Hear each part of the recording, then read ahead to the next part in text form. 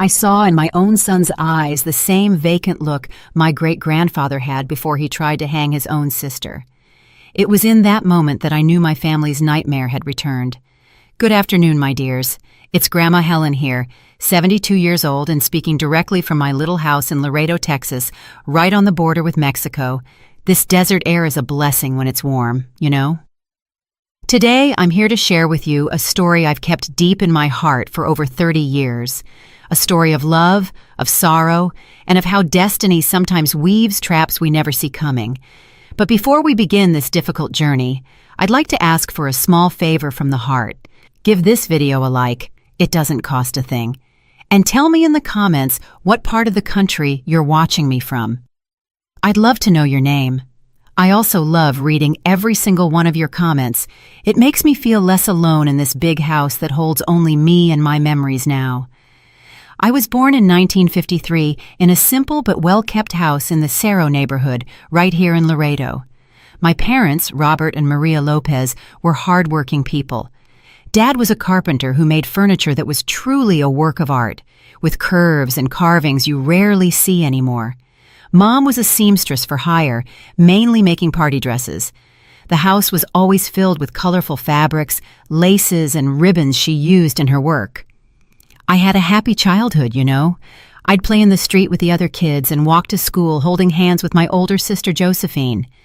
Our house didn't have luxuries, but we never went without food on the table, or love. Oh, and how there was so much love in that house. My father, even when he was tired from work, always found time to tell stories before bed. My mother would hum all day long while she sewed, making the house feel brighter, more alive. The only shadow on our family came from the stories about my paternal great-grandfather Antonio. He died long before I was born, but the stories about him were whispered by the adults when they thought we children weren't listening. They said he had mental problems, that he would sometimes go for days without sleeping, talking nonsense, and seeing people who weren't there. That he once tried to hang his own sister because he thought she had been replaced by a snake disguised as a person. "It's a thing that runs in the blood," my grandmother would quietly tell my mother. "Thank God it skipped a generation. Neither your father nor you had it." I grew up hearing those stories like scary tales, with a shiver down my spine, but knowing it was a thing of the past that wouldn't affect me. How wrong I was, my God. But let's take it slow because this is a long story, and I want to tell you every little detail. I finished school when I was 18, in the early 70s. It was a beautiful time, you know. You dreamed, you had hope for the future, even with all the country's difficulties. I got a job as a secretary at an accounting firm downtown. I didn't make much, but I helped out at home and still had a little money left over to buy some lipstick and new sandals once in a while. It was at that firm that I met Felipe. Oh my God, Felipe. Just saying his name, even after all these years, my heart still flutters differently. He was an accountant, a recent graduate who had moved from Dallas to work in the city. He had broad shoulders, dark hair, and the most striking thing, those honey-colored, almost golden eyes when the sun hit them just right. A handsome man, you see, not just because he was my husband, no, but he was a sight to behold. I remember our first meeting like it was yesterday. He came into the office carrying a stack of files he could barely balance. I was organizing some documents, and when I looked up, I saw this clumsy young man trying not to drop everything on the floor. I rushed to help him. Our hands touched for an instant, and that was it. It was like a jolt of lightning, you know? That electric current that runs through your whole body when you meet someone special. "Thank you so much," he said, with that smile that I would later discover was uniquely his. "I'm Felipe, the new accountant." "Helen," I replied, feeling my face heat up. "Welcome to the firm." It took him a whole 3 weeks to ask me out. 3 weeks of exchanged smiles in the hallways, of made-up excuses to come to my desk and ask about some client, of shared coffees in the little break room. When he finally mustered up the courage, it was to invite me to the movies to see Love Story, a romance. I said yes right away, of course. We dated for 2 years with all the respect that was customary back then. He would pick me up at home, talk to my parents in the living room, take me for walks in the park for ice cream, to the movies when there was a good film, and to city festivals where we would dance together, but always with that respectable distance that adults would observe. You know how it is? It was a beautiful courtship, without rush. Felipe was different from the other boys I knew. Gentle, attentive, respectful. He never raised his voice, even when we disagreed about something. He had this calm way of resolving things, talking it out, explaining his point of view, and he treated me like a queen. He'd bring me flowers for no special occasion and remembered little details I mentioned. He made a point of introducing me to everyone as the most beautiful and intelligent woman in Laredo. In 1975, he asked me to marry him.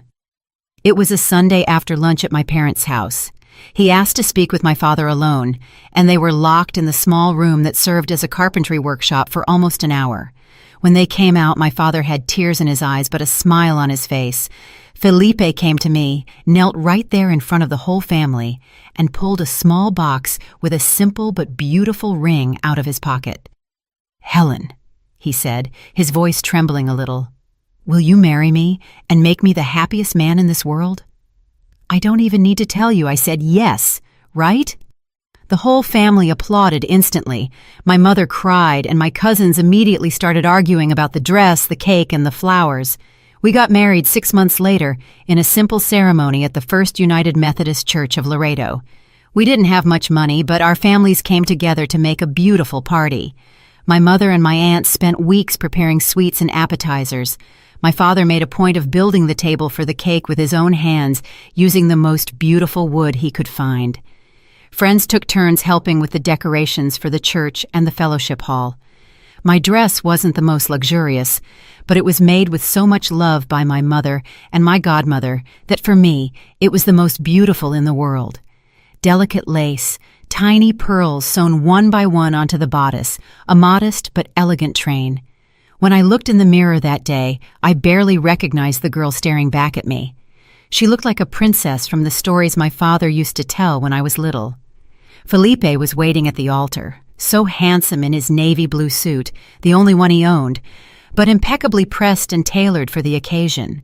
When our eyes met, I saw tears in his. He later confessed, "When I saw you walking down the aisle, Helen, I thought my heart was going to burst with so much happiness." We started our life together in a small but cozy apartment near downtown. 2 bedrooms, a living room, a kitchen, and a tight little bathroom. It wasn't much, but to us, it felt like a palace. We decorated it with simple furniture, some made by my father, others bought on an installment plan. I planted geraniums in the windows, sewed colorful curtains, and decorated every corner with the greatest care. Felipe continued to work at the accounting firm, and after the wedding, I started making cakes and sweets to order from home. I'd always loved to bake, and soon my cupcakes, cheesecakes, and party cakes became famous in the neighborhood. It wasn't a steady income like the firm, but it helped with the bills and allowed me to stay home, preparing our nest, because that was our dream, to have a child. From the first days of our marriage, we would talk about it, what they would be like, what we would name them, and how we would raise them. Felipe wanted a boy to play ball with and to teach how to fish on weekends. I dreamed of a girl to dress in ribbons and bows and to teach the family recipes. But deep down, what we really wanted was a healthy baby. It didn't matter if it was a boy or a girl. The first few months of our marriage were pure joy. Discovering each other, learning to live together, making plans, waking up next to him every day, making coffee together before he left for work, and greeting him with a kiss when he came back in the evening. It was a simple happiness, but so complete that sometimes I would find myself feeling scared that it was all too good to last. At night, lying in bed, we would talk about the future. Felipe dreamed of opening his own accounting firm one day. I thought about turning my baking business into something bigger, maybe a small pastry shop. And of course, we planned our family. "I want at least 3 kids, Felipe would say, holding me close. "A house full of children running around, laughing." "3?" I would reply, pretending to be shocked. "Let's start with 1 and then we'll talk." And we would laugh and kiss and try month after month to make that dream come true. After 1 year of trying with no success, we started to worry. Was something wrong? We went to doctors, had tests done, and everything was normal, they said. It's just a matter of time and patience, they would assure us. You're young and healthy. It will happen. And it did. In June of 1977, I finally found out I was pregnant. Oh my God, what a day that was. I took the test at the clinic that morning and spent the entire day planning how I would tell Felipe the news. I made his favorite dinner, a pot roast with mashed potatoes. As the good Texan he was, I set the table with our lace tablecloth we saved for special occasions. I even put flowers in a vase. When he came home from work, he was surprised by all the effort. "Is it our anniversary and I forgot?" he asked, worried. "No, my love," I replied, barely able to hold back a smile. "But we do have something to celebrate." During dinner, we talked about his day, about trivial things. I was practically bursting with the desire to tell him, but I held on for the right moment. When we got to dessert, a chocolate pudding he adored, I placed a small package on the table. "What is this?" he asked, surprised. "Open it and see," I replied, my heart pounding. Inside the box was a tiny pair of crocheted booties that my neighbor had helped me make that very afternoon. Felipe looked at the booties, then at me, then back at the booties. For a moment, he seemed not to understand. Then his eyes widened and filled with tears. "Helen, you're—" I nodded, also crying now. "We're going to have a baby, Felipe. I'm 2 months pregnant." He got up from his chair so fast he almost knocked it over. He came around the table and hugged me tight, lifting me off the floor and spinning me around the small living room. We were laughing and crying at the same time, holding each other, barely believing that our dream was finally coming true. That night, lying in bed, Felipe placed his hand on my still flat belly and just stayed there, in silence, as if he could already feel the baby growing inside. "I'm going to be the best father in the world," he promised, his voice choked with emotion. "I'm going to teach him everything I know. I'll always be there. I'll love this child with all my strength." "I know you will," I replied, running my hand through his hair. "You're already the best husband in the world. You're going to be a wonderful father." The pregnancy was calm, thank God. I had morning sickness for the first few months, but nothing that kept me from doing my chores and baking orders. Felipe became even more attentive, if that was even possible. He'd come home from work with some fruit I was craving. He'd massage my feet when they swelled at the end of the day. He'd read books about babies and child development with so much dedication that sometimes I'd joke he was more pregnant than I was. In the 5th month, we found out we were having a boy. Felipe was so happy, he went out and told the whole town. "We're going to name him Michael Robert," he announced to anyone who would listen. "He's going to be an accountant like his father, or a doctor, or an engineer, whatever he wants to be." We prepared the baby's room with so much love. The walls, which were once white, were painted a light blue with white clouds that my cousin, who was good at drawing, painted for an entire Sunday. The crib was a gift from my parents. My father made a point of building it with his own hands, using the most beautiful wood he could find. My mother and aunts took turns making the layette. Sheets, diapers, blankets, tiny clothes that I would keep in the dresser, running my hand over each piece and imagining the little face that would soon fill those clothes. The last few months were filled with pure anticipation, my belly big, the baby's movements getting stronger, as if he couldn't wait to meet the world. Felipe would talk to my belly every night, telling him about his day, singing him lullabies, and making promises. "I'll take you fishing as soon as you get a little bigger," he would say. "I'm going to teach you how to play football, how to ride a bike, how to be a good man." Mike was born on a cold January morning in 1978, after almost 12 hours of labor. A chubby, rosy baby with a head of black hair that surprised even the doctors. "It looks like he was born with his hair combed," the nurse joked when they put him in my arms for the first time. I felt a love I didn't know was possible. It was as if my heart had doubled in size to accommodate all that feeling. Felipe, beside me, cried without any shame, his eyes fixed on the tiny bundle that was our son. "He's perfect," he whispered, gently running his finger over the baby's cheek. "Thank you, my love.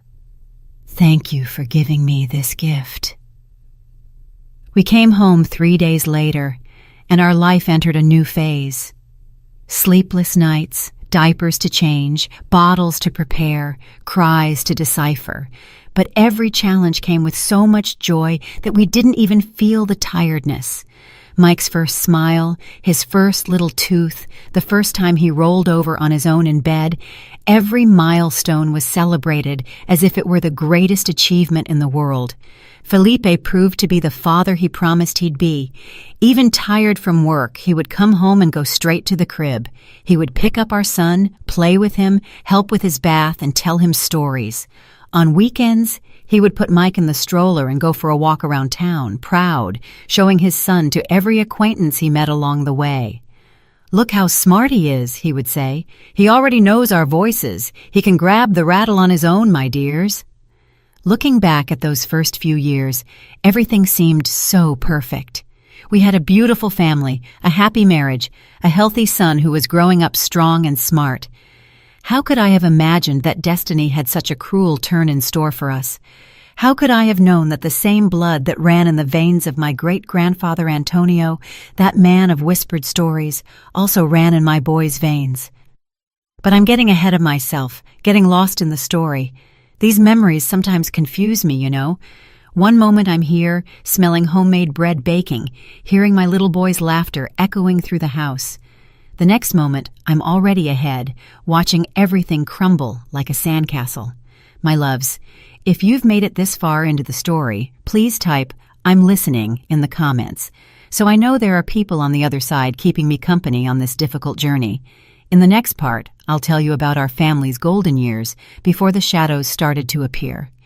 Stay with me. Yes, Mike's childhood was a dream, my dears. Those first few years brought so much happiness that even now, so many decades later, when I close my eyes, I can still smell that baby scent, hear those delicious giggles echoing through the house, and see those curious little eyes discovering the world. From a very young age, my son showed an extraordinary intelligence. At just 1 year old, he was already speaking a few clear words, mama, dada, water, while other children his age were still just babbling. At 2, he was forming complete sentences that left his daycare teachers impressed. "Grandma Helen, this child is a prodigy," they would say when I went to pick him up. "He talks like a little adult." Felipe was so proud his chest nearly burst his shirt buttons. He bought a Super 8 film camera on 12 installment payments, an incredible luxury for our situation back then, just to record every moment of our son's development. On weekends, he would turn the living room into a movie theater, projecting home movies of Mike on the white wall, taking his first steps, blowing out birthday candles, and playing at the park. "This boy is going to go far," he would say, his eyes shining with expectation. "He has his mother's intelligence and his father's determination. He's going to be a doctor, or maybe even a politician." When Mike turned 3 in 1981, we knew we needed a bigger house. Our little apartment, which once seemed like a palace, was now too small for our son's energy. He needed space to run, to explore, to grow. Luckily, Felipe's business was going well. He had been promoted to manager at the accounting firm, and my baking orders had built a loyal clientele that allowed me to contribute significantly to the family budget. We saved for months and were able to make a down payment on a simple but spacious house in the Vista Hills neighborhood. It had a backyard with a leafy lemon tree, 3 bedrooms, one for us, one for Mike, and one we dreamed of turning into a room for the second child we planned to have. In the front, there was a small porch where I put pots of geraniums and ferns, making the space my little corner of peace. The move to the new house coincided with Mike starting preschool. We carefully chose Little People Preschool, which had an excellent reputation and was only 4 blocks from home. On his first day, I got him ready with so much care. His uniform was impeccably pressed. His lunchbox was filled with sandwiches, fruit, and a surprise cupcake, and his hair was combed with gel smelling of kids' cologne. "You're going to love school, my love," I explained as we walked hand in hand. "You'll make lots of friends, learn new things, and play a lot." He looked at me with those big, serious eyes, the same honey-colored eyes as his father, and replied with a maturity that surprised me. "I know, Mom. I'm going to be the best student in the class." And he was. Mike adapted to school like a fish to water. In just a few weeks, the teachers were already talking about his quick learning, his creativity in drawings, and his natural leadership among the other kids. At home, he asked us to read to him every night, not children's stories, but grown-up books, as he called them. At not quite 4 years old, he already recognized all the letters and could put a few together into simple words. Felipe, beaming with pride, would bring home increasingly advanced children's books, puzzles with more pieces, and educational games that stimulated his mind. He would spend hours on the living room floor building cities out of blocks with his son, inventing fantastical stories about brave princes and mysterious dragons, and patiently answering the boys' curious questions about how things worked, from clocks to stars, from airplanes to ants. "Why is the sky blue, Dad?" "How do fish breathe underwater?" "Where does the sun go at night?" The questions never stopped, and Felipe made a point of looking for real, scientific answers, never underestimating his son's intelligence. Our routine found a comfortable rhythm in those years. Felipe would leave for work early. I would take Mike to school, then come home to prepare the day's baking orders. In the afternoon, I'd pick up our boy, and we'd spend a few hours together doing homework, playing in the backyard, and preparing dinner for Felipe to find when he came home from the office. During school vacations, we would take little trips, usually to visit Mike's paternal grandparents in Dallas, or to spend a few days at Galveston Beach. They weren't luxurious vacations. We stayed at simple guest houses and brought food from home to save money. But they were precious moments, filled with simple joys like sandcastles, ice cream on the beach, and boat rides. I remember one of those trips in January of 1983 when Mike was 5 years old. We were at Galveston Beach on a sunny afternoon. Felipe had gone to buy us popsicles, and I was watching Mike play in the wet sand, focused on building an elaborate system of canals for the ocean water to flow in and out of. Suddenly, an older boy, he must have been around 8, came running and deliberately stomped right through the middle of the construction, destroying everything. I got up immediately, ready to intervene, to comfort my son, who I was sure was about to start crying. But to my surprise, Mike didn't cry. He looked at the boy with a strangely calm expression and said in a voice that didn't sound like a child's, "You're going to regret that." The older boy laughed mockingly. "And what are you going to do, little boy? Cry to your mommy?" Mike continued to stare at him, motionless, with that fixed gaze that for an instant, just a flicker, reminded me of the stories about my great-grandfather. Then, without warning, he grabbed a handful of wet sand and threw it directly into the boy's eyes, who fell backward, screaming in pain. "Mike!" I cried, running toward them. "What did you do?" He turned to me, and his face was already that of my sweet boy again, with eyes wide with fear, as if he didn't even understand what he had just done. "He ruined my castle, Mom," he replied, his voice trembling. I got angry. The incident was quickly resolved. I apologized to the other boy's mother and explained that Mike had never done anything like that before and that it had just been an impulsive reaction. On the way back to the guest house, I had a serious talk with my son about how we need to control our impulses and how hurting others is never the solution, even when we're very angry. "Mike, we can't hurt people," I said. "Do you understand?" He nodded, seeming genuinely remorseful. "I'm sorry, Mom. I don't know what happened. It was like another person threw the sand." At the time, I took that as just a child's way of avoiding responsibility. It was only years later that I realized that maybe, just maybe, there was more truth to that statement than I could have imagined. But that was just an isolated incident. In general, Mike was a sweet, affectionate, and obedient child. All the neighbors, teachers, and family friends would comment on how polite, helpful, and intelligent he was. A golden child, they would say. And he was. at least in those golden years of childhood. When Mike turned 7 in 1985, something happened that would profoundly mark our family. Felipe, who had been working twice as hard at the firm, finally managed to raise enough capital to open his own business. With the help of a partner, Frank, a friend from college, he founded Frontier Accounting, a modest firm but one with great ambitions. It was a period of a lot of hard work, sleepless nights, and sacrificed weekends. Felipe would come home exhausted, but with a sparkle in his eyes that spoke of dreams coming true. I did everything I could to support him. I prepared nutritious meals for him to take to work and made sure the house was always in order, protecting the few hours he had at home so he could rest or spend quality time with our son. Mike, even though he was young, seemed to understand the importance of that moment. He didn't complain when his father missed a school presentation or came home too late for a goodnight kiss. Instead, he showed interest in the new business. He would ask to visit the office on weekends and watch, fascinated, as Felipe explained balances, taxes, and accounting. "When I grow up, I'm going to work with you, Dad," he announced once, sitting in the swivel chair that was much too big for his little body. "We'll be partners." Felipe smiled, touched, and ruffled his son's hair. "Of course, champ. The company will be called Felipe and Son. How does that sound?" Felipe's hard work paid off. In just 2 years, Frontier Accounting already had a respectable client list, including some of the most important merchants in Laredo and even some from the Mexican side of the border in Nuevo Laredo, Mexico. With the business prospering, we were finally able to make other dreams come true. We traded our old sedan for a brand new Ford. What a luxury that car was, my God.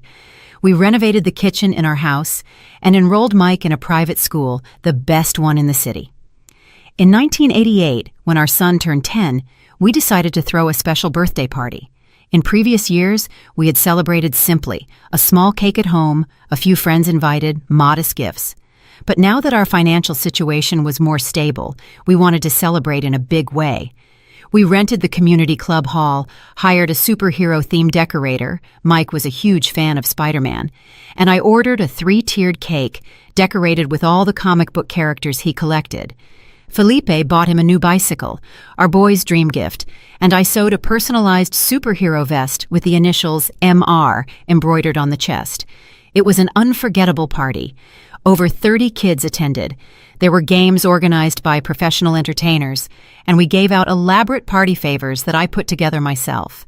Mike was radiant, running from one place to another, greeting friends, and proudly showing off the vest I had made for him.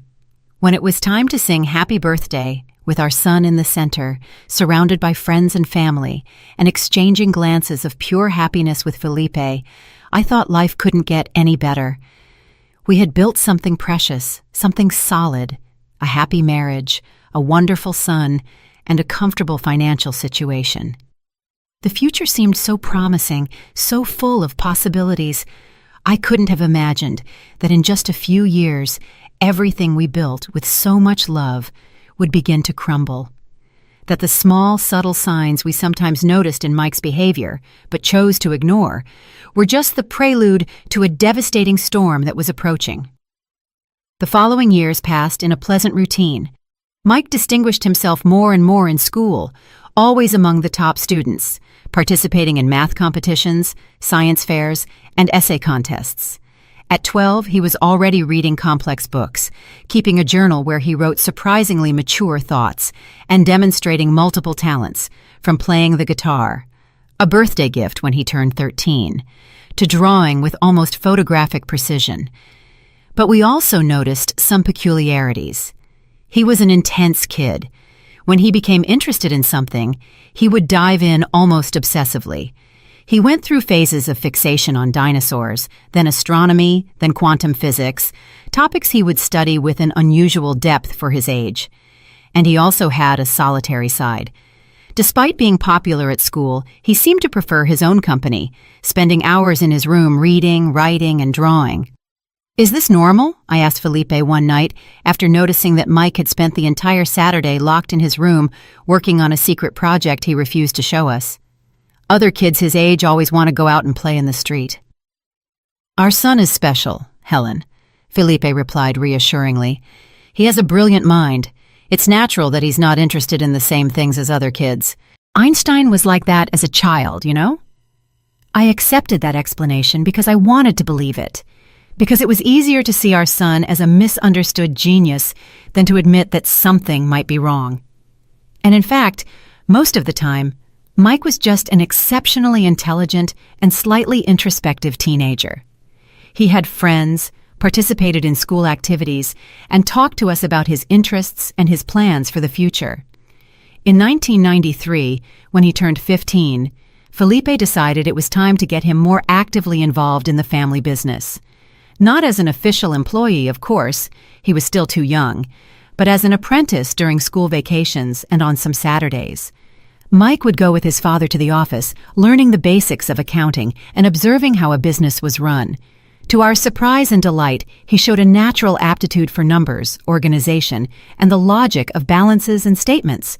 In just a few weeks, he could already perform simple tasks without supervision, filing documents, entering data into spreadsheets, and answering phone calls.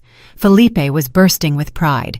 "He has a knack for business, Helen," he would say, excited. "When he finishes college, he's going to revolutionize the firm. I'm certain that under his leadership, frontier accounting will expand throughout the state." Those were good times. Mike seemed to have found a purpose, something that channeled his intense mental energy in a productive way. At home, we talked about the future. He would study accounting, maybe at the University of Texas in Austin, or even down in Houston. Then he would come back to gradually take over his father's business.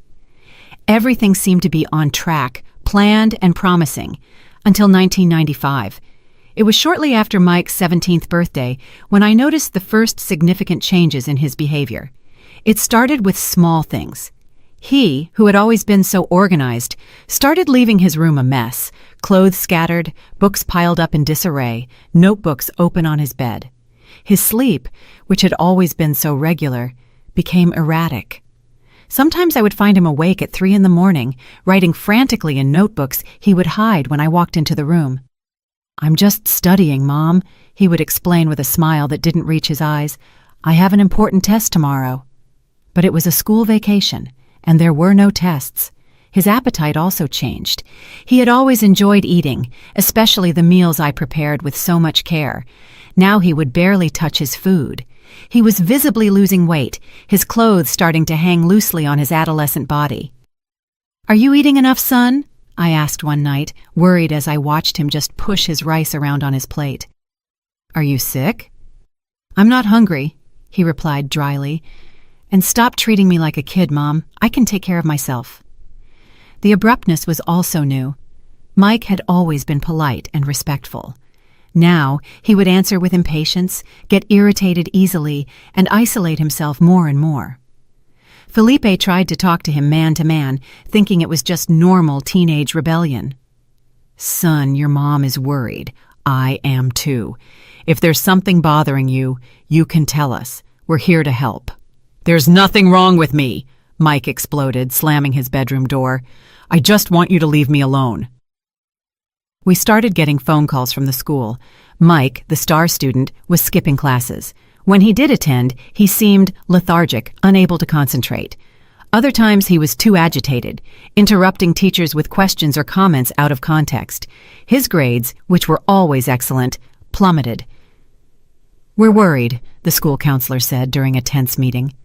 "Michael has always been one of our best students. This drastic change in behavior could indicate serious problems.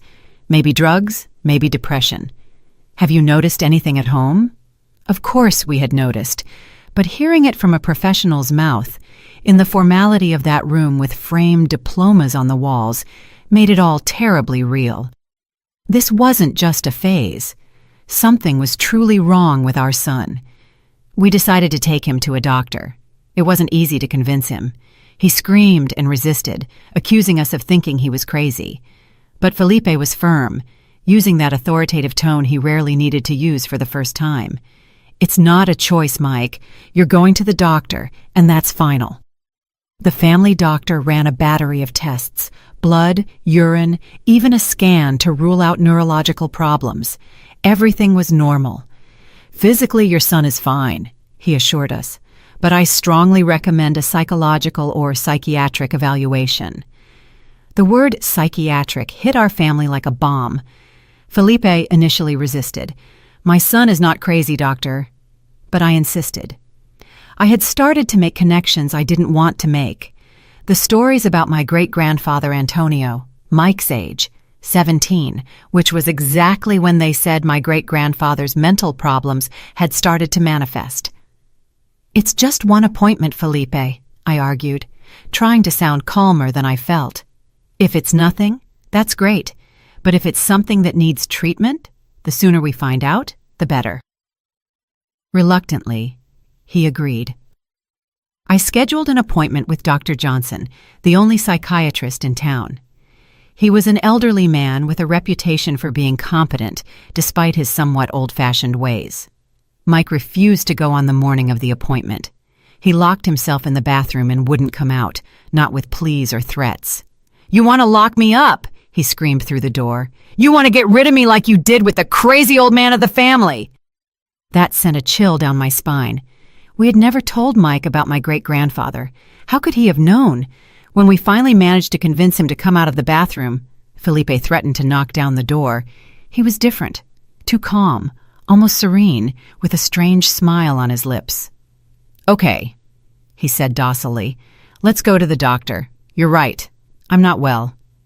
The sudden change in attitude should have alarmed me, but I was so relieved that I didn't question it. On the way to the office, sitting in the back seat of the car, Mike was quietly humming a song I didn't recognize. Looking in the rearview mirror, I noticed his eyes were glassy, fixed on some invisible point, and his lips were moving as if he was talking to someone. It was at that moment, watching my son in the rearview mirror on the way to the psychiatrist, that I saw for the first time what I had been so afraid of. In my own son's eyes, the same vacant look they said my great-grandfather had before he tried to hang his own sister, and I knew with a devastating certainty that my family's nightmare had returned. The appointment with Dr. Johnson was both revealing and terrifying. Initially, Mike was cooperative, answering questions with apparent clarity. But when the doctor started to explore his recent behavioral changes, something shifted. My son started speaking faster, jumping from one topic to another, using complicated words and sentences that barely made sense. "The numbers talk to me, doctor," he said, his eyes shining with a feverish intensity. "They have colors and textures. 7 is red and rough like sandpaper. 3 is blue and slick like soap. The universe is encoded in mathematical patterns that only I can see." Then he suddenly fell silent, staring intently at an empty corner of the room. When the doctor asked what he was thinking, Mike replied in a low voice, "He's here. The man in the hat is telling me you can't be trusted." It felt as if the floor had opened up beneath my feet. Felipe squeezed my hand so hard it hurt, but I barely felt it. My focus was entirely on our son, who now seemed to be having an animated conversation with the empty space. Dr. Johnson's diagnosis was cautious, but direct. "Your son is showing symptoms suggestive of a schizophrenia spectrum disorder, auditory and visual hallucinations, delusions, and disorganized thinking. The age is typical for the onset of symptoms, especially in men." "But he was always so normal," Felipe protested, his voice breaking. "So smart, so well-adjusted."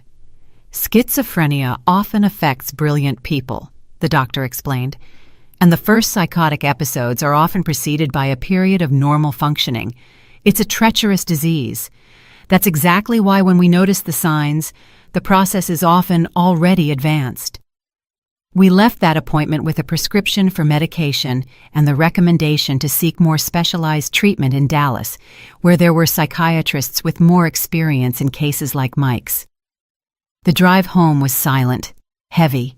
In the back seat, our son had returned to his silence, staring out the window with an absent expression. That night, after putting Mike to bed, he took the first pill without resistance, which surprised me. Felipe and I sat on the porch, our hands clasped, trying to process the new reality that was unfolding. "It's all going to be okay," Felipe repeated. more to himself than to me. We'll get him the best treatment, the best doctors. Our son will overcome this. I wanted to believe him. Lord knows I did. But something inside me knew our life would never be the same again. That the golden years were behind us, and now we were facing a dark, uncertain, and terrifying journey. What we didn't know yet was how awful this journey would be. We couldn't have imagined that in just a few months we would lose not only our son's sanity, but also the pillar that held our family together. That destiny had an even greater trial in store for us when the violence that ran in my great-grandfather's blood would finally find its most brutal expression in the hands of my own son.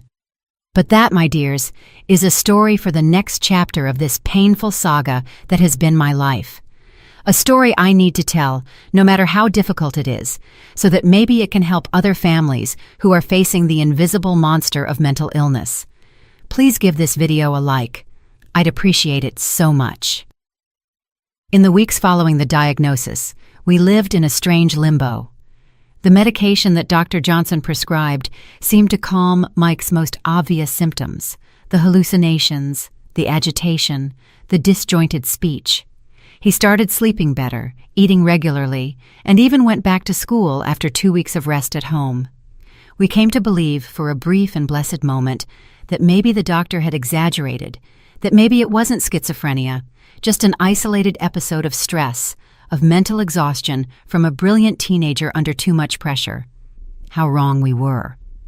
In March of 1995, following Dr. Johnson's recommendation, we traveled to Dallas for a consultation with a specialist, Dr. Anthony Roberts, a renowned psychiatrist with extensive experience in psychotic disorders.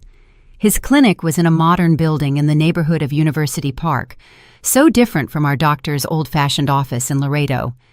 He had polite receptionists, a waiting room with comfortable armchairs, current magazines, and a decorative water fountain that created a calming atmosphere.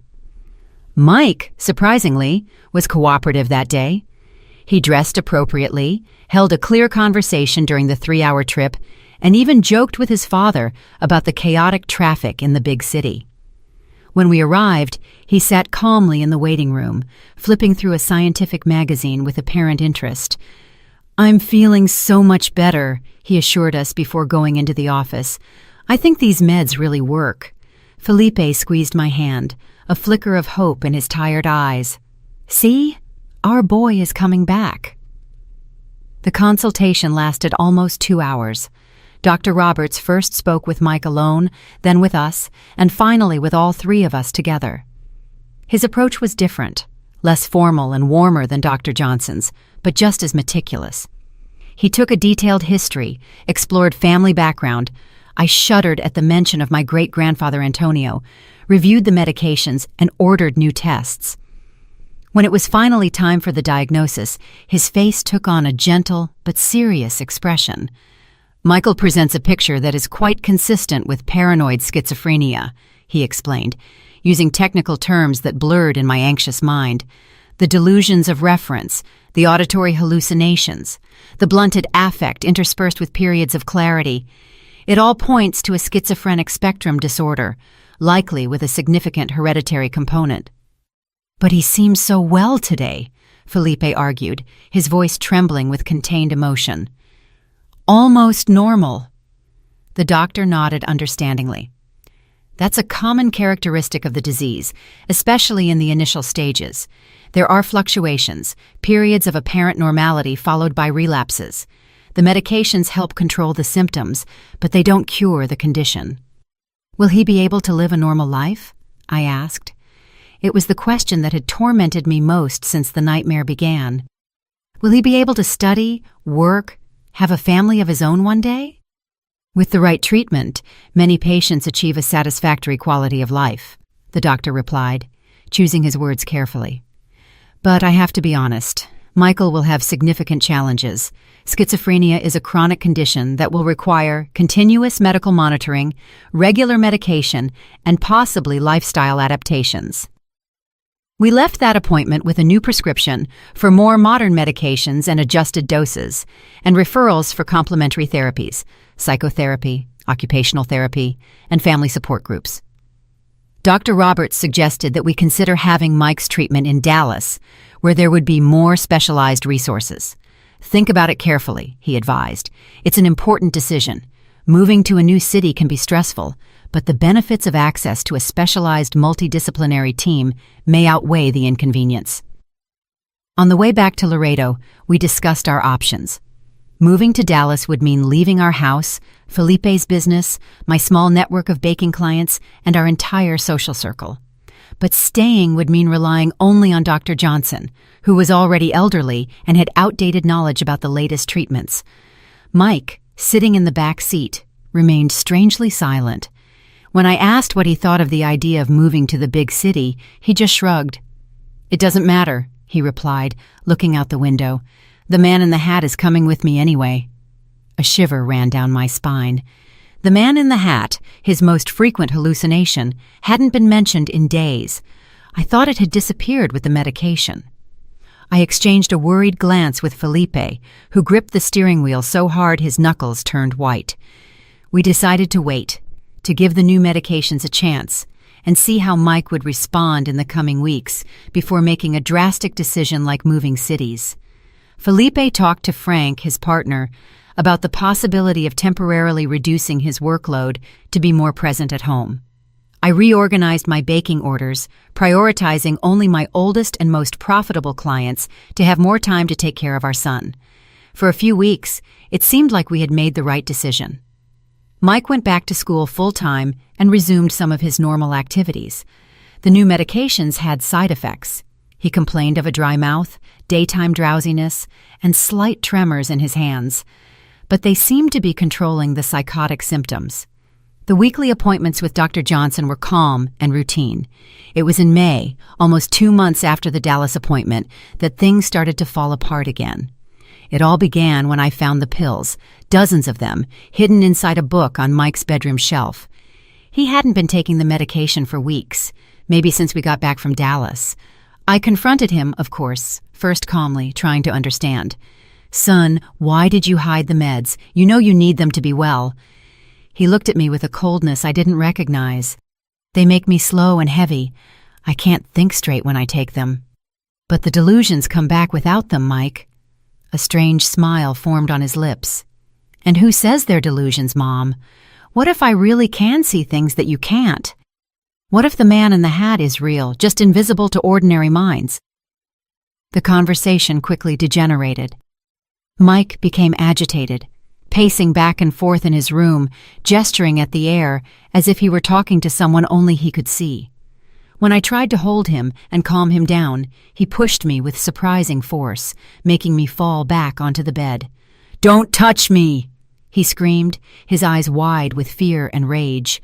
"He says you want to poison me, that the meds are poison." Felipe arrived home from work in the middle of this chaos.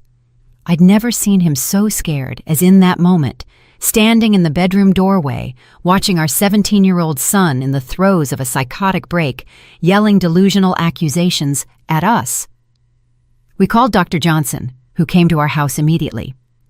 For the first time, he mentioned the possibility of hospitalization.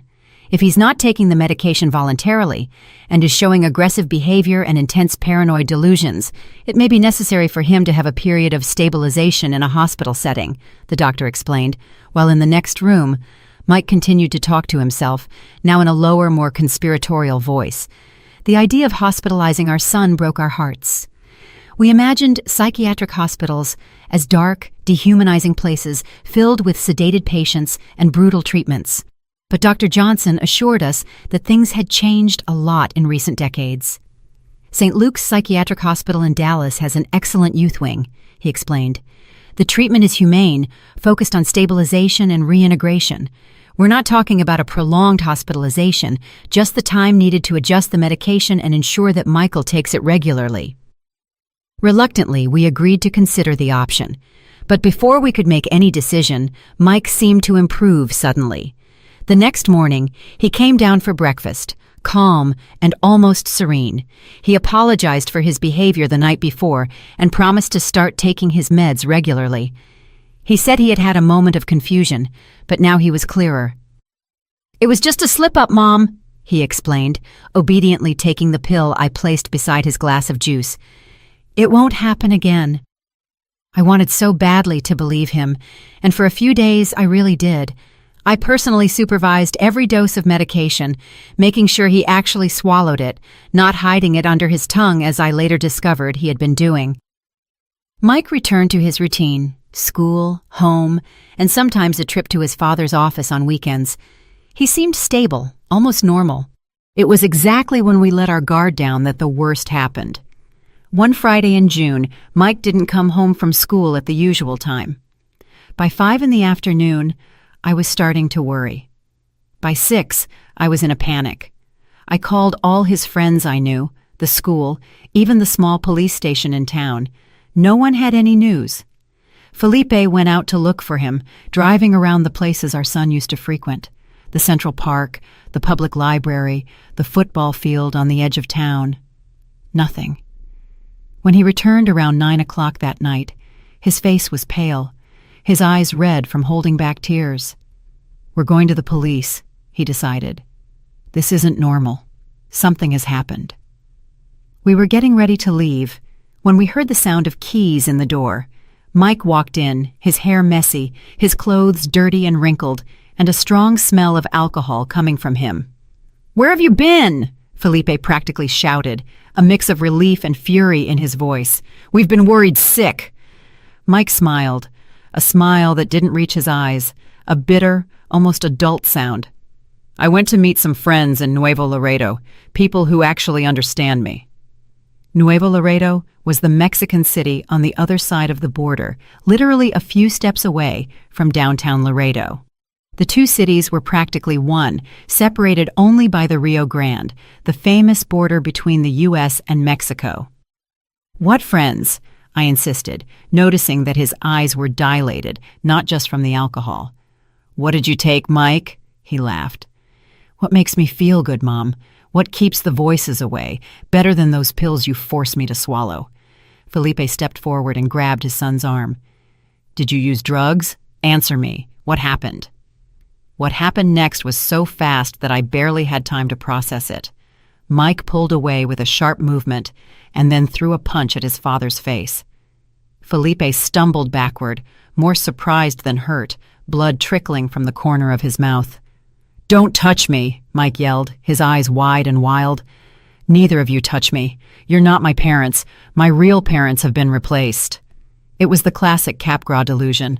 I found out the name later in my desperate readings about the disease, the conviction that people close to you, usually family members, have been replaced by identical imposters.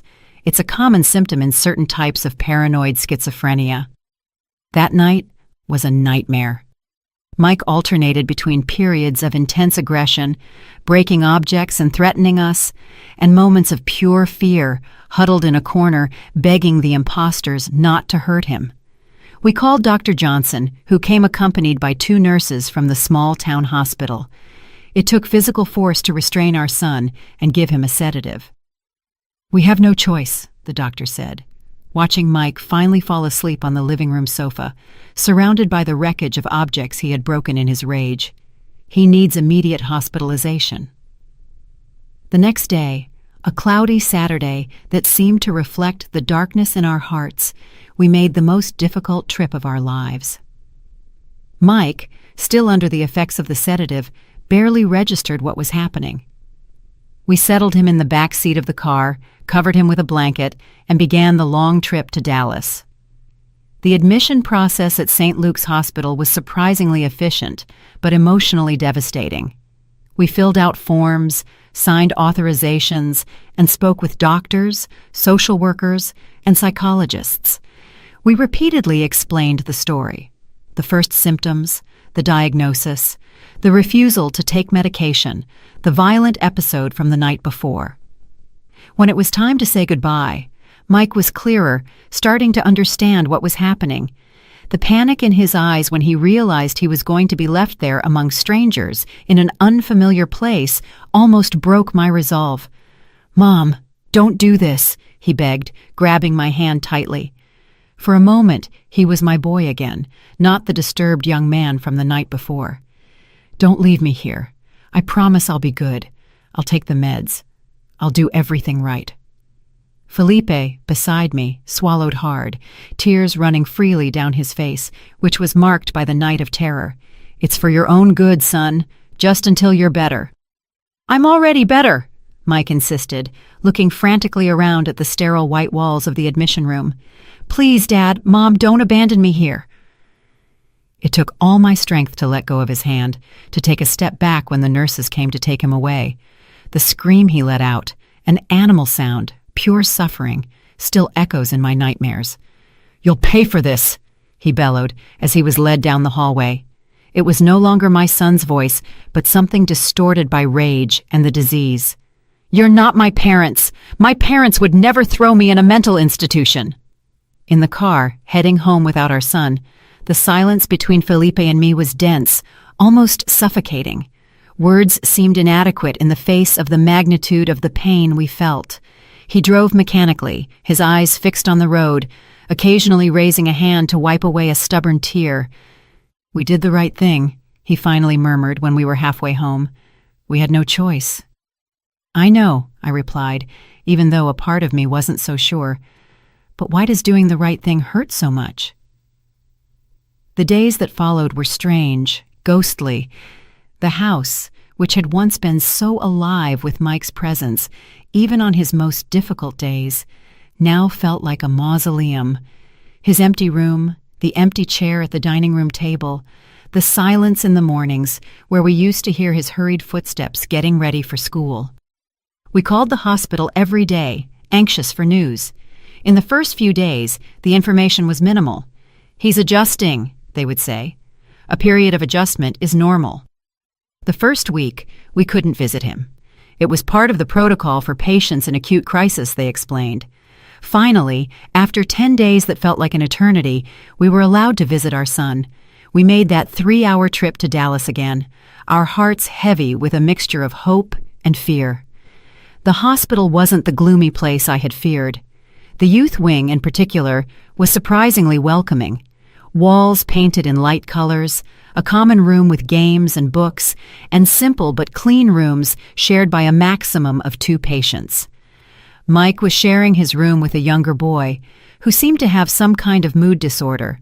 When he saw us in the visiting room, Mike didn't show the joy we had secretly hoped for. He was calm, almost apathetic. "It's the effect of the medication," the nurse later explained. We talked for almost an hour about trivial, superficial things. He asked about the house, about the neighbors, about Felipe's work. He avoided mentioning his condition, the treatment, or when he could come home. It was only when we were getting ready to leave that he finally looked us in the eyes, a clear, lucid gaze, the gaze of our Mike from before. "I'm sorry for what I did," he said in a low voice. "I wasn't there. I wasn't myself that night." Felipe hugged him, sobbing without shame. "We know, son. No one blames you. We just want you to be well." "I will be," he promised, returning the hug with an intensity that surprised me. "The doctors here are good. I'm taking the meds.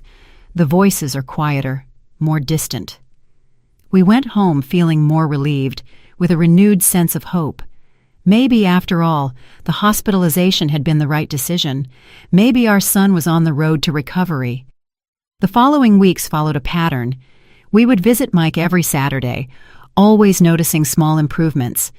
His expression was more lively, his conversation more coherent, his interest gradually returning to the things that used to fascinate him, like books, science, and his father's business.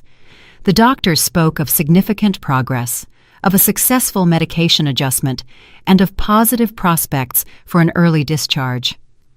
In July, almost a month after his admission, we had a meeting with the full medical team: the psychiatrist, a psychologist, a social worker, and an occupational therapist. Everyone agreed that Mike was responding exceptionally well to the treatment. We discussed the next steps: hospital discharge, outpatient follow-up, and the possibility of him returning to school in the second semester. It's important to establish a structured routine, but without excessive pressure, the psychiatrist recommended. The return to normal activities must be gradual and monitored. We decided that Felipe would temporarily rent a small apartment in Dallas. I would move there with Mike so he could continue outpatient treatment while readapting to life outside the hospital. Felipe would divide his time between Laredo, where the accounting firm required his presence, and Dallas, coming on weekends and holidays. "It's not ideal, but it's temporary," Felipe assured me, though I could see the worry in his eyes. Not just about the separation, but about the finances. Renting a property in the city, maintaining 2 homes, and the frequent travel would be a considerable burden on our budget. The important thing is that our son gets the best possible treatment. At the end of July, Mike was discharged. He left the hospital a different young man, thinner, with a more serious, more adult look than his 17 years suggested, but also more stable, more present, and more aware of his condition and the need to take care of it. "I won't stop taking my meds again," he promised, as we loaded his few belongings into the car. "I learned the hard way what happens when I do." Our rented apartment was in the Country Club Estates neighborhood, not as elegant as University Park, where Dr. Roberts had his clinic, but still a pleasant area with easy access to the hospital for follow-up appointments. It was small, 2 bedrooms, a combined living room and kitchen, and 1 bathroom, but it was cozy in its own way. I furnished it with the essentials, trying to create a welcoming environment with the limited resources we had. Felipe stayed with us for the first weekend, helping us get everything organized and making sure we were comfortable and safe. When he left on Sunday night, I felt a pang in my heart that had nothing to do with the normal longing of a couple temporarily separated. It was a premonition, a vague but persistent fear that something was wrong, that our apparent victory over the disease was fragile and temporary.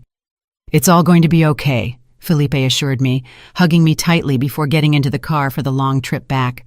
"We're on the right track now." The first few weeks in Dallas were surprisingly calm. Mike followed the treatment rigorously, therapy 3 times a week, a bi-weekly psychiatric appointment, and his medication at the exact times. He started attending a support group for young people with mental disorders, where for the first time he could talk with people who truly understood what he was going through. I enrolled him in a preparatory course for the university entrance exam, less demanding than regular school but still stimulating for his eager mind. On good days, he reminded me of the Mike from before, curious, articulate, and full of plans for the future. "I still want to go to college," he told me one night as we had dinner at the small kitchen table. "Maybe not accounting like Dad wanted. I'm thinking about psychology, to better understand what goes on in here," he said, pointing to his own head with an ironic smile on his lips. There were bad days too, of course, days when the medication seemed too heavy, leaving him lethargic and distant. Days when the side effects, tremors, dry mouth, dizziness, left him frustrated and irritable. Days when the voices, though quieter, were still there, whispering doubts and fueling fears. "The man in the hat still appears sometimes," he admitted during a joint session with his therapist, "not as clear as before, but like a shadow out of the corner of my eye, and I don't believe what he says anymore. I know he's not real, but he's still there." Felipe came every weekend, just as he promised.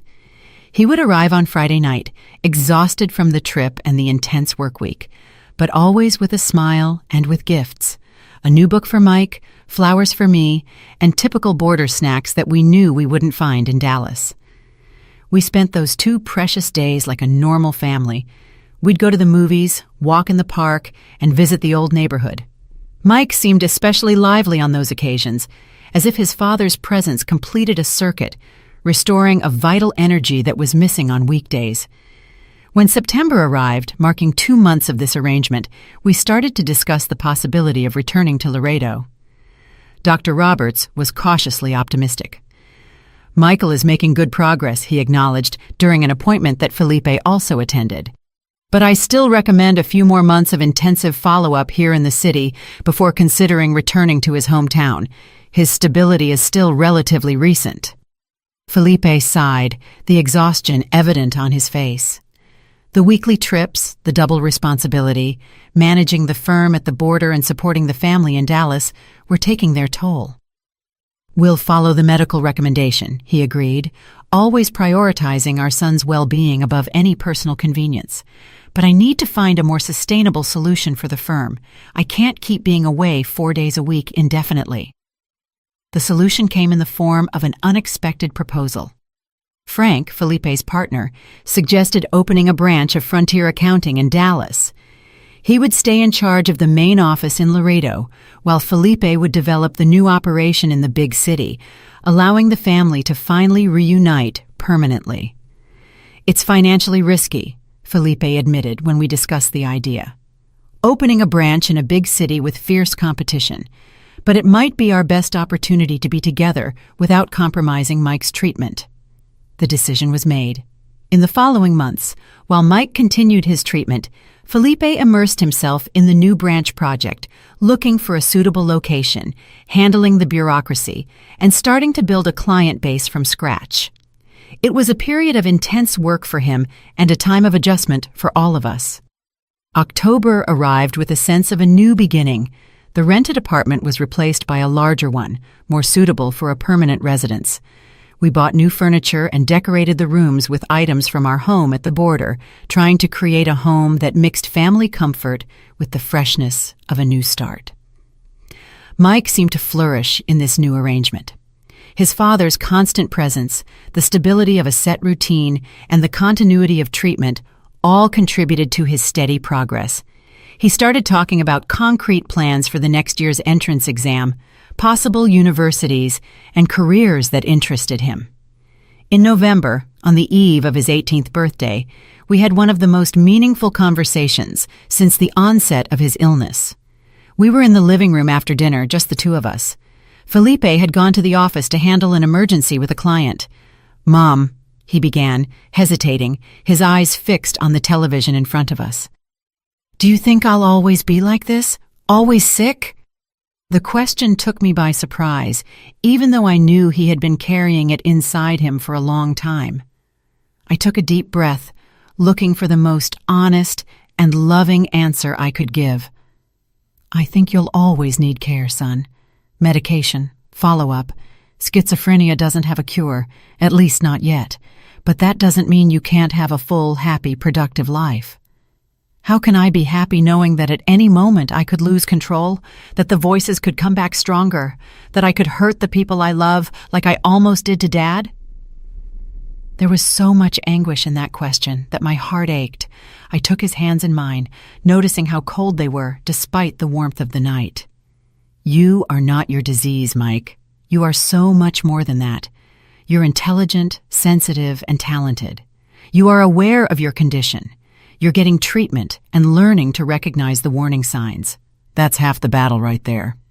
He nodded slowly, absorbing my words. "Sometimes I'm scared I'll never be able to have a normal life. A girlfriend, kids, a career. Many people with schizophrenia have all of that, son. It won't be easy. It won't be like you imagined when you were younger, but it is possible. And your father and I will be by your side every step of the way." A sad smile touched his lips. "You guys have been incredible. After everything I did, how I acted, you're still here, rebuilding your lives because of me." "Because we love you," I said. "More than anything in the world. It's always been that way since you were just a promise in my womb. It always will be." That night, lying in bed, waiting for Felipe to come back, I reflected on our journey so far, the devastating diagnosis, the painful hospitalization, the move to Dallas, and the gradual reconstruction of our lives around this new reality. It had been the most difficult year of our lives, without a doubt, but also a year of discoveries, of strengthening our bonds, of a deeper understanding of what truly mattered. I fell asleep with a sense of peace I hadn't felt in a long time, a fragile peace, perhaps built on still unstable foundations, but peace all the same. I couldn't have imagined that it would be the last peaceful night I would have for a very, very long time. That destiny, still not satisfied with the trials it had imposed on us, was preparing its cruelest, most heartless blow, a blow that would not only destroy the fragile stability we had achieved, but also irrevocably take the man who had been my safe harbor for over 20 years. That night in November of 1995 started like so many others. Felipe called to say he would be a little late at the office. An important client from the border was having serious problems with his tax returns and needed urgent help. "Don't wait up for me," he said, his voice tired over the phone. "It might take a while."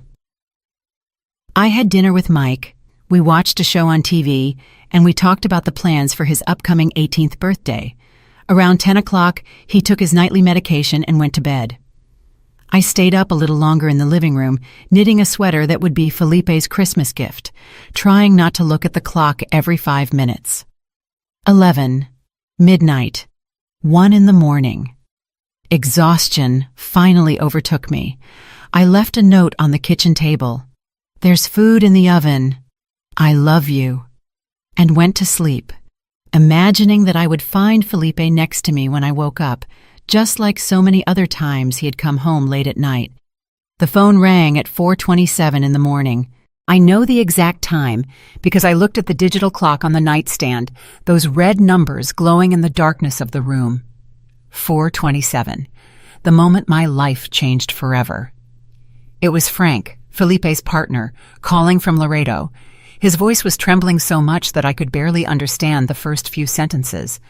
Something about an accident, a fight at a bar, the police trying to make contact. "Calm down, Frank," I said, sitting up in bed, my heart already racing with a terrible premonition. "What are you talking about? What accident? Is Felipe... He's dead." The words hit me like a physical punch, stealing my breath, making the room spin around me. It couldn't be true.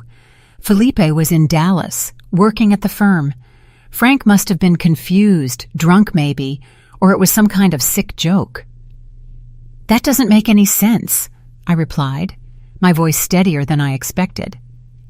"Felipe is here in Dallas. He stayed late at the office last night." There was a heavy silence on the other end of the line. Then Frank's voice, now choked with sobs, said, "He was here, Helen. He came yesterday afternoon to handle the situation with Al Mendoza, that winery client. He said he was going to head back to Dallas in the morning." My mind refused to process the information. Felipe hadn't mentioned any trip to Laredo. Why would he hide it from me unless... "What happened, Frank?" I asked, a coldness running down my spine. "Tell me exactly what happened." Slowly, through painful pauses and confused explanations, the story emerged. Felipe had gone to Laredo that day without telling me to personally resolve the client's situation. Once his work was done, he went to a bar, a simple but respectable establishment in the central part of town, to meet up with some friends before spending the night at our old house, which we still maintained. The bar was dangerously close to the border, a territory where the laws of the two countries blurred, where smuggling was rampant, and where criminal groups operated with relative freedom. That night, one of those groups, the Border Crew, a gang known for smuggling liquor and cigarettes, was at the bar. There were about 8 men already drunk, causing a commotion and harassing the other patrons. Felipe, always diplomatic, tried to defuse the situation when one of the men started bothering the waitress. "Leave the girl alone," he reportedly said, stepping between the thug and the young woman. "She's just doing her job." Simple, civilized words, words that cost him his life. The man didn't like the intervention. He pulled out a knife, one of those big hunting knives, and without warning he stabbed Felipe in the abdomen. A single, deep, precise stab. The attacker's friends immediately dragged him out, across the border to the U.S. side, where they would be safe from Mexican law enforcement. Felipe was rushed to the small city hospital, but the bleeding was too extensive. He died on the operating table, with no chance to say goodbye, no chance to fight. At 3:48 in the morning, his death was officially pronounced. When I hung up the phone, I stayed motionless in bed, unable to cry, to scream, to do anything.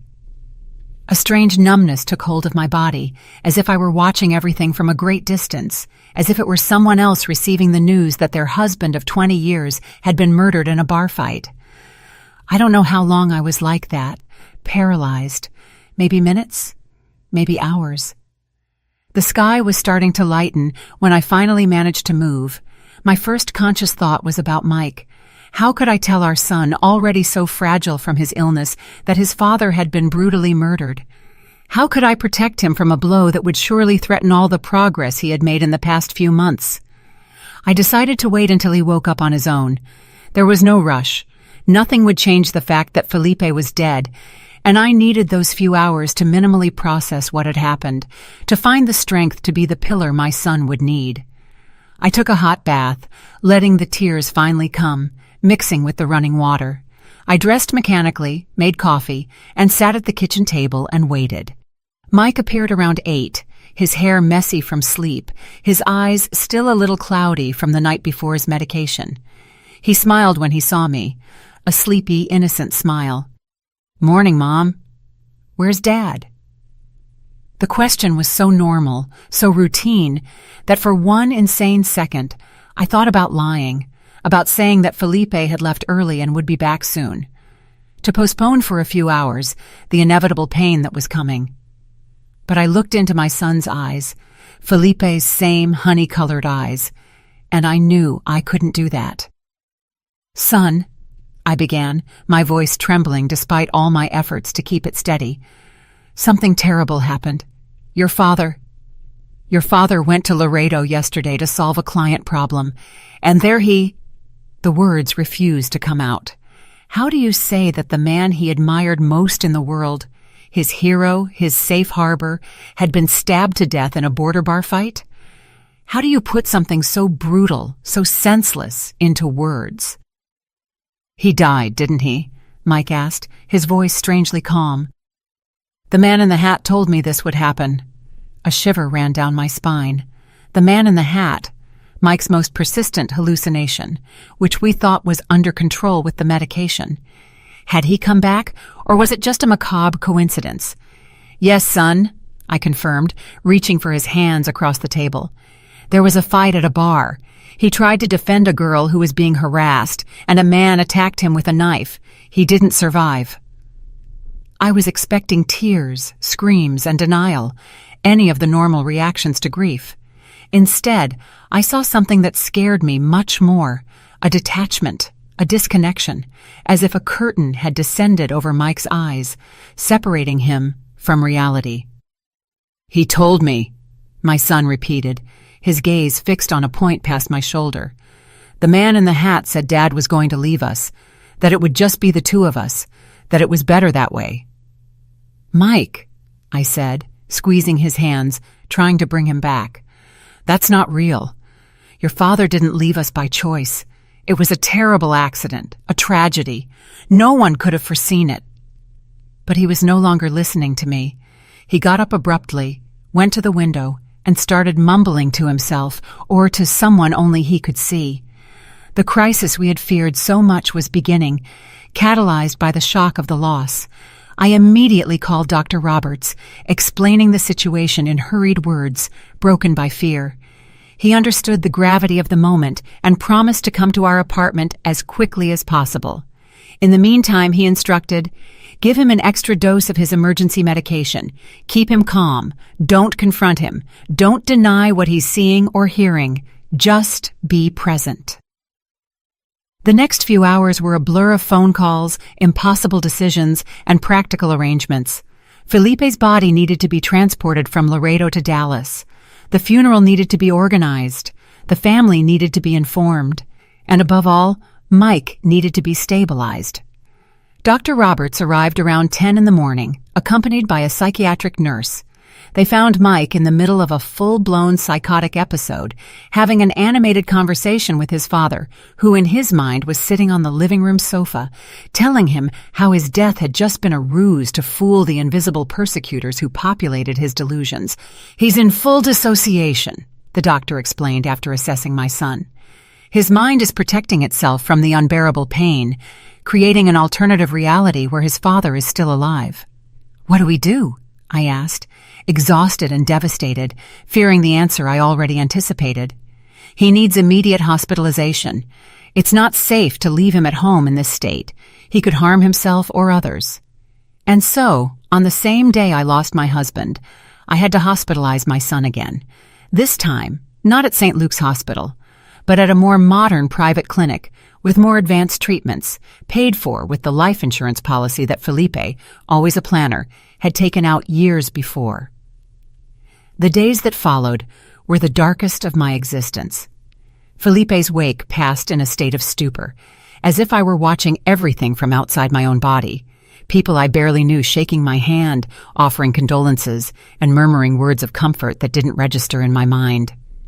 The absence of Mike, sedated in a psychiatric clinic, unaware of his father's final farewell, was an additional pain, as if my family had been torn from me in layers, one loss on top of another.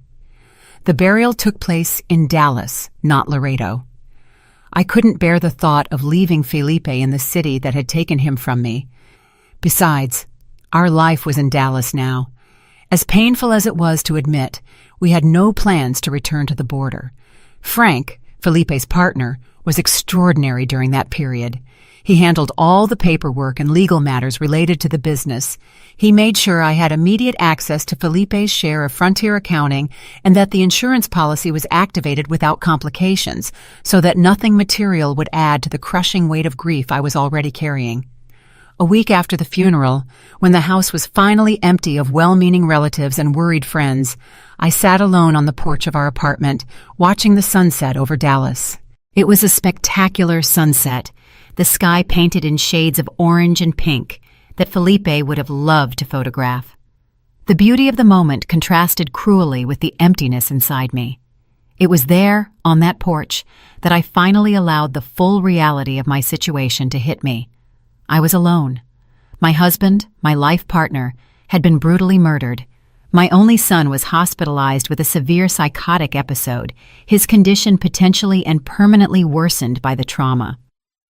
Our life, so carefully rebuilt in Dallas, had been shattered in a matter of hours.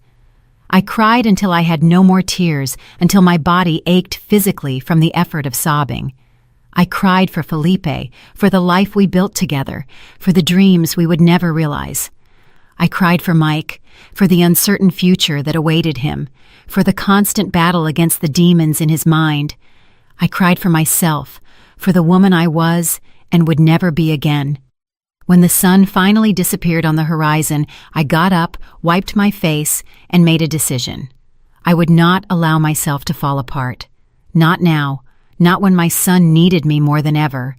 Felipe was gone, but Mike was still here, fighting, and I would fight by his side until my last breath. The following months were an arduous journey of readjustment. Mike remained hospitalized for 6 weeks, receiving intensive treatment with new medications, daily therapies, and innovative approaches to control his delusions, which now included frequent conversations with his deceased father. I visited him every day, spending hours by his side, even when he barely noticed my presence, lost in his inner world.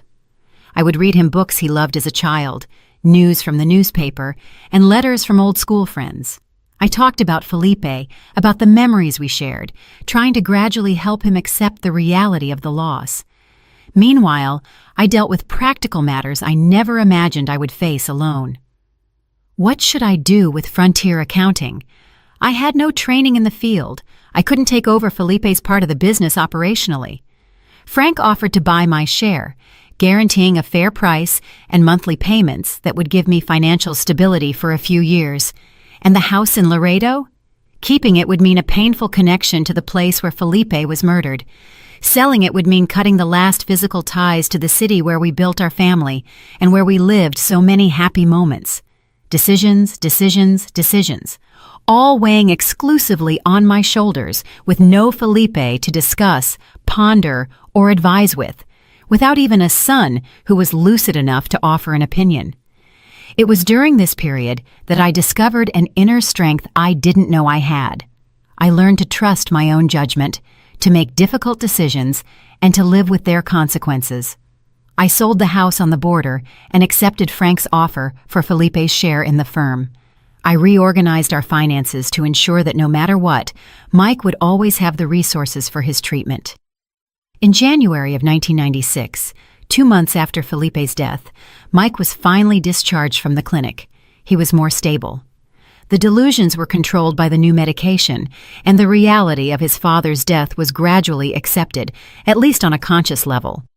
But it was a different young man who came home, quieter, more withdrawn, with a distant look that rarely brightened.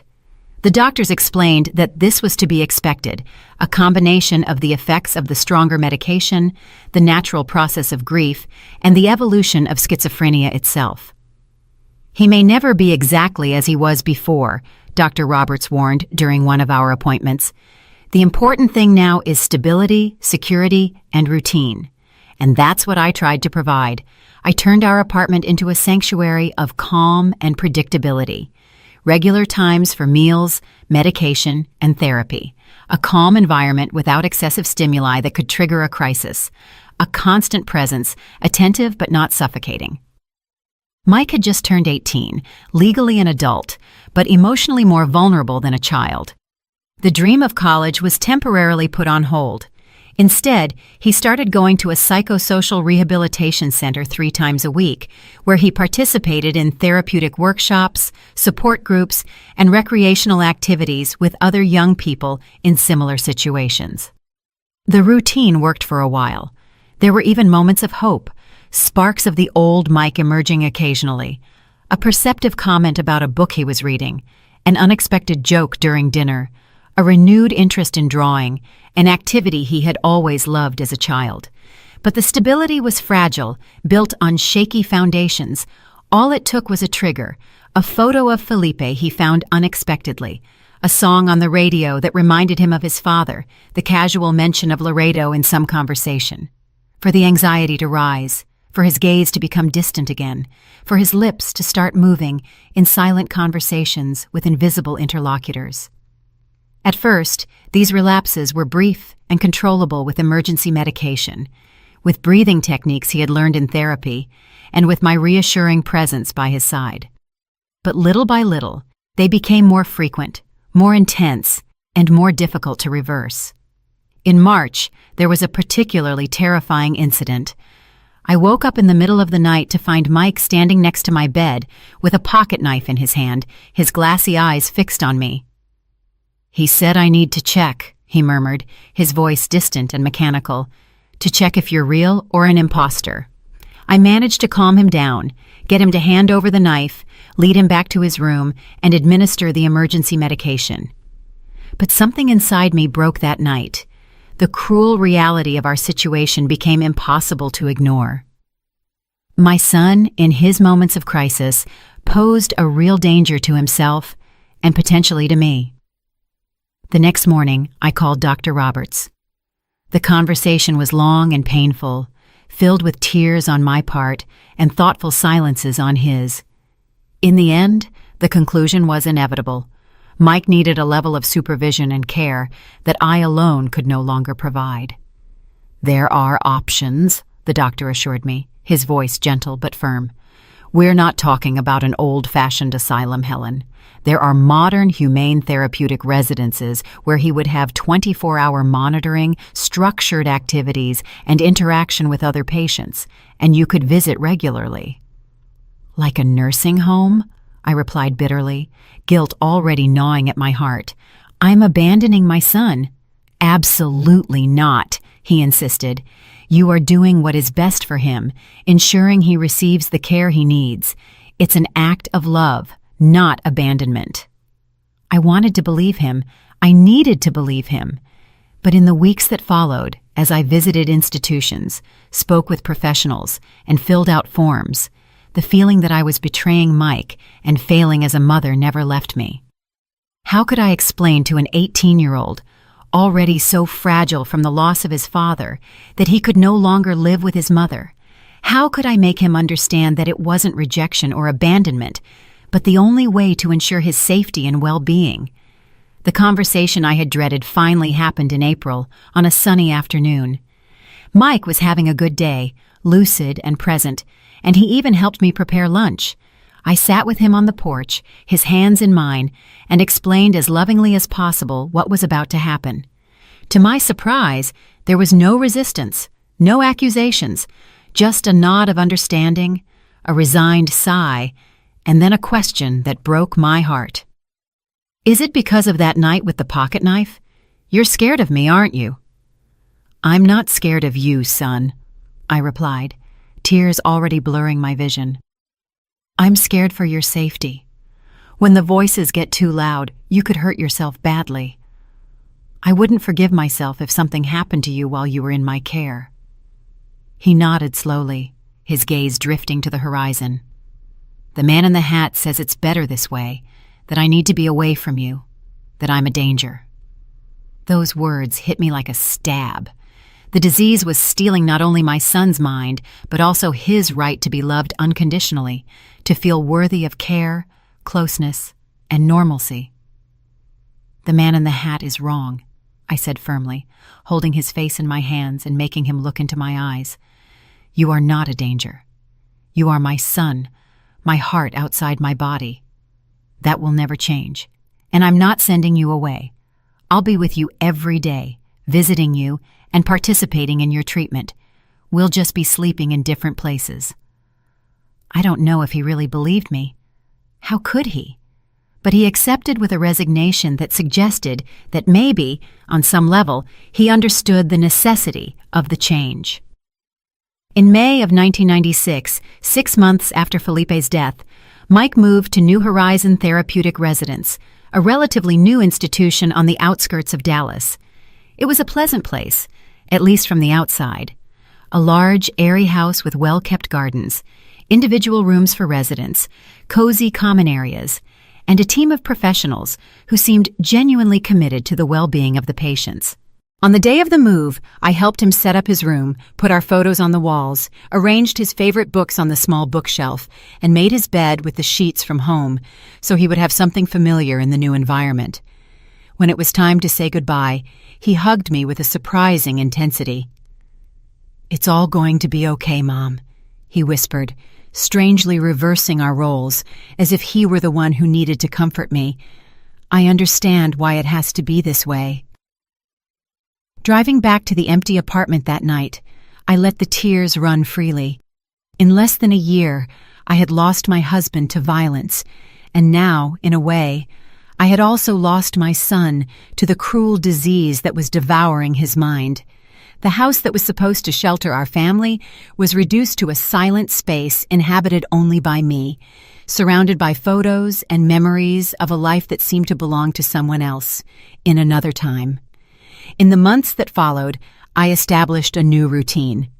I visited Mike every day, participated in the family meetings offered by the institution, and talked regularly with his doctors and therapists.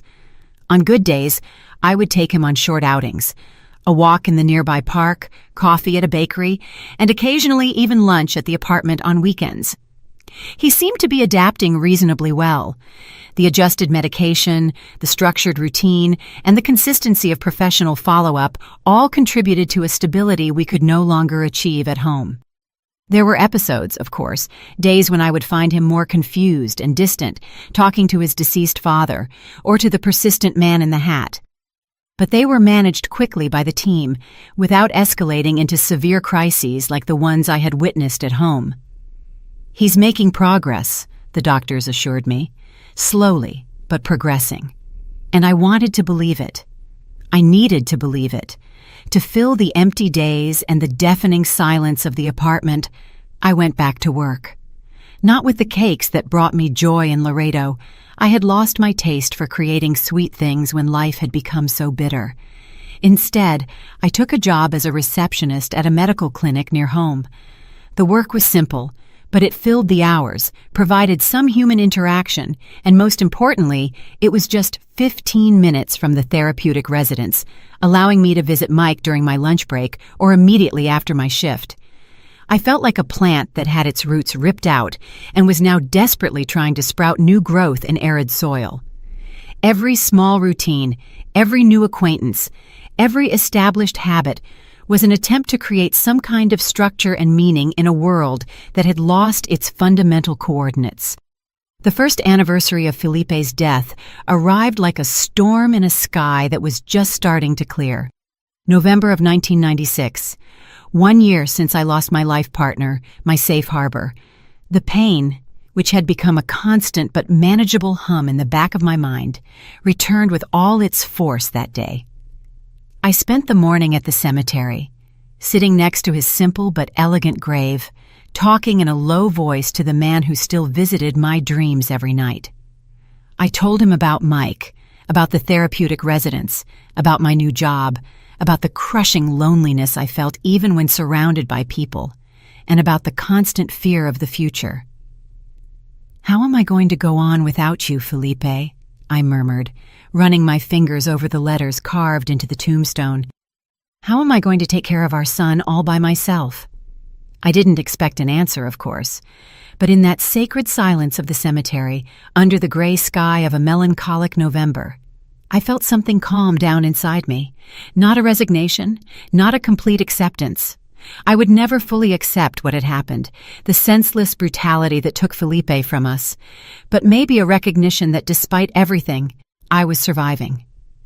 One day after another, one breath after another, I was still here. And as long as I was here, Mike would have someone fighting for him, believing in him, and loving him unconditionally. I visited him that afternoon, as I did every day. To my surprise, he seemed especially lucid, as if he also felt the weight of the date. "A year ago today, isn't it?" he asked when we sat in the residence's garden. "That Dad passed away." I nodded, unable to trust my voice at that moment. "I miss him," Mike continued, his eyes fixed on the flowers swaying gently in the breeze. "Not the Dad I see sometimes in my episodes, but the real Dad, the one who played ball with me in the backyard, who taught me math, who never gave up on me, even when I started getting sick." The tears I had held back at the cemetery finally came, silently running down my cheeks. It was the first time in months that Mike had spoken so clearly about Felipe, distinguishing between the real father and the figure who appeared in his delusions. "I think he would be so proud of you," I finally managed to say, "of how you're handling all this, of how you're trying so hard with your treatment." A sad smile touched my son's lips. "Maybe. Or maybe he'd be sad to see what I became, mentally ill, institutionalized, with no future, no—" "Don't talk like that," I interrupted, grabbing his hands. "You have a future, Mike, a different one than we imagined before, maybe, but a future. And you have me. You'll always have me."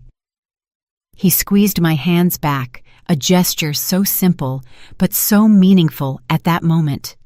For a brief but precious instant, we were just a mother and son sharing a pain and supporting each other. Not a woman visiting a psychiatric patient. Not a young man trying to distinguish between reality and hallucination. Just us, family. What was left of the family we once were? The months turned into years. 1997 gave way to 1998, then to 1999. Mike remained at the therapeutic residence, with ups and downs in his treatment. There were periods of admirable stability when he would actively participate in workshops, develop relationships with other residents, and even show interest in resuming some studies. And there were crises, some so severe that they required temporary hospitalization in more intensive clinics. I continued my routine, my job at the medical clinic, which eventually turned into a more stable administrative position, my daily visits to Mike, and the upkeep of the small apartment that I never truly came to feel was home, an existence that was constant but empty, defined more by absences than by presences. The turn of the millennium brought innovations in the treatment of schizophrenia, more effective medications with fewer side effects, innovative therapeutic approaches, and a greater understanding of the disease, its mechanisms, and how to manage it in a more humane and efficient way. Mike, now 22, benefited from these innovations. Gradually, with the new medication, his crises became less frequent and less intense. The man in the hat, who had haunted him for years, began to appear less often until he became an almost ghostly presence, a distant echo rather than a dominant voice. In 2001, something unexpected happened. The therapeutic residents started a partial reintegration program. More stable patients could spend a few days a week outside the institution in controlled family environments as part of the process of readapting to community life. Mike was one of the first to be selected. "He's ready," his psychiatrist, Dr. Williams, who had been following his case for years, stated. "He still needs supervision. He'll still have bad days. He still needs a structured environment, but he can benefit from more time at home, more autonomy, and a more consistent connection with the outside world." I can't describe the mix of emotions I felt. Joy, hope, but also a paralyzing fear. What if he had a severe crisis while he was in my care? What if the triggers at home were too strong? What if I couldn't protect him, just like I couldn't protect him that terrible night with the pocket knife years ago? But above all was the deep desire to have my son back, even if it was only partially, even if it was under controlled conditions, to make him breakfast, to watch TV together at night, to create new memories that weren't limited by the institutional walls of the residence. And so, in September of 2001, Mike began spending weekends at home.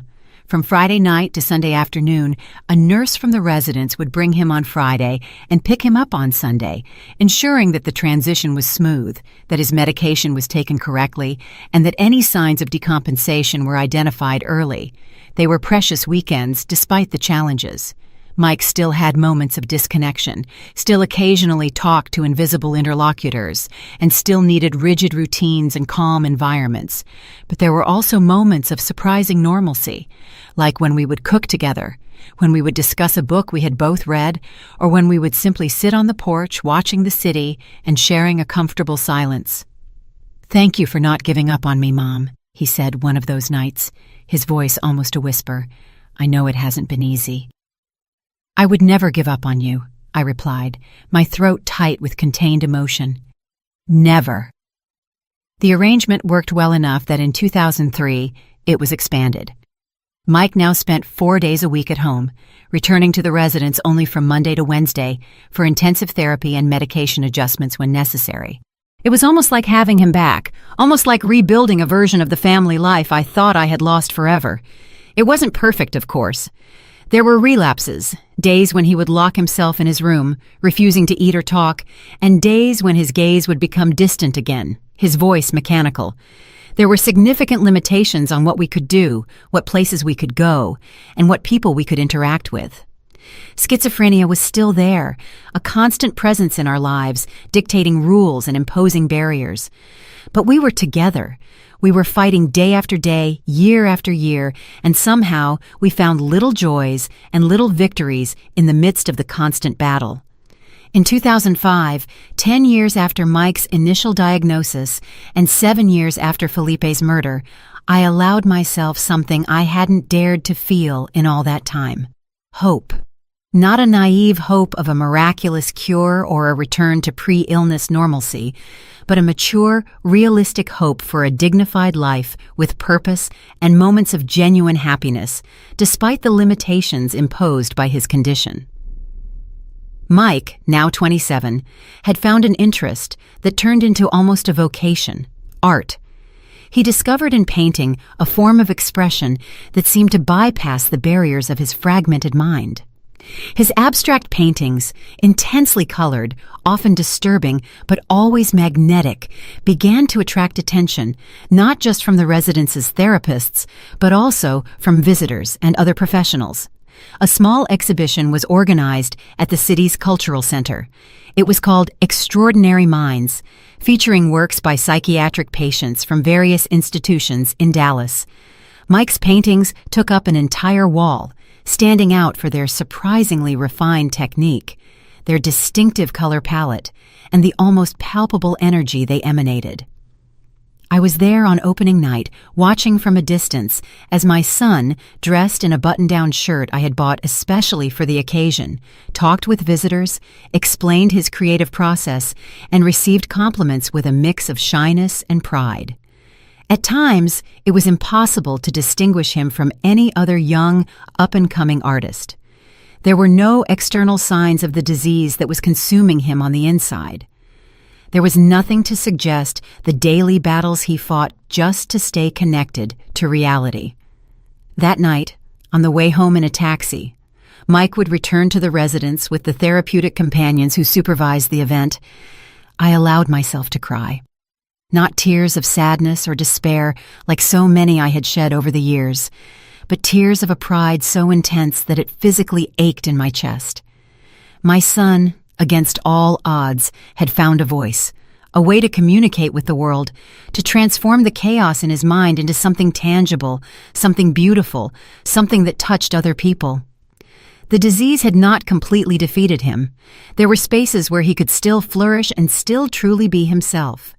And I, who for so many years saw myself only as a caregiver, a support, a safety net, now allowed myself a new role, that of a proud mother celebrating her son's achievements, no matter how different they were from what I had once dreamed for him.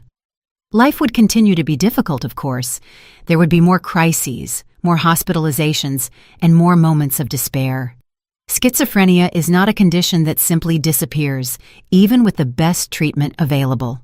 And Felipe's absence, that pain that became a part of me, like a scar that never completely fades, would still be felt on every birthday, every Christmas, every significant moment he wasn't there to share.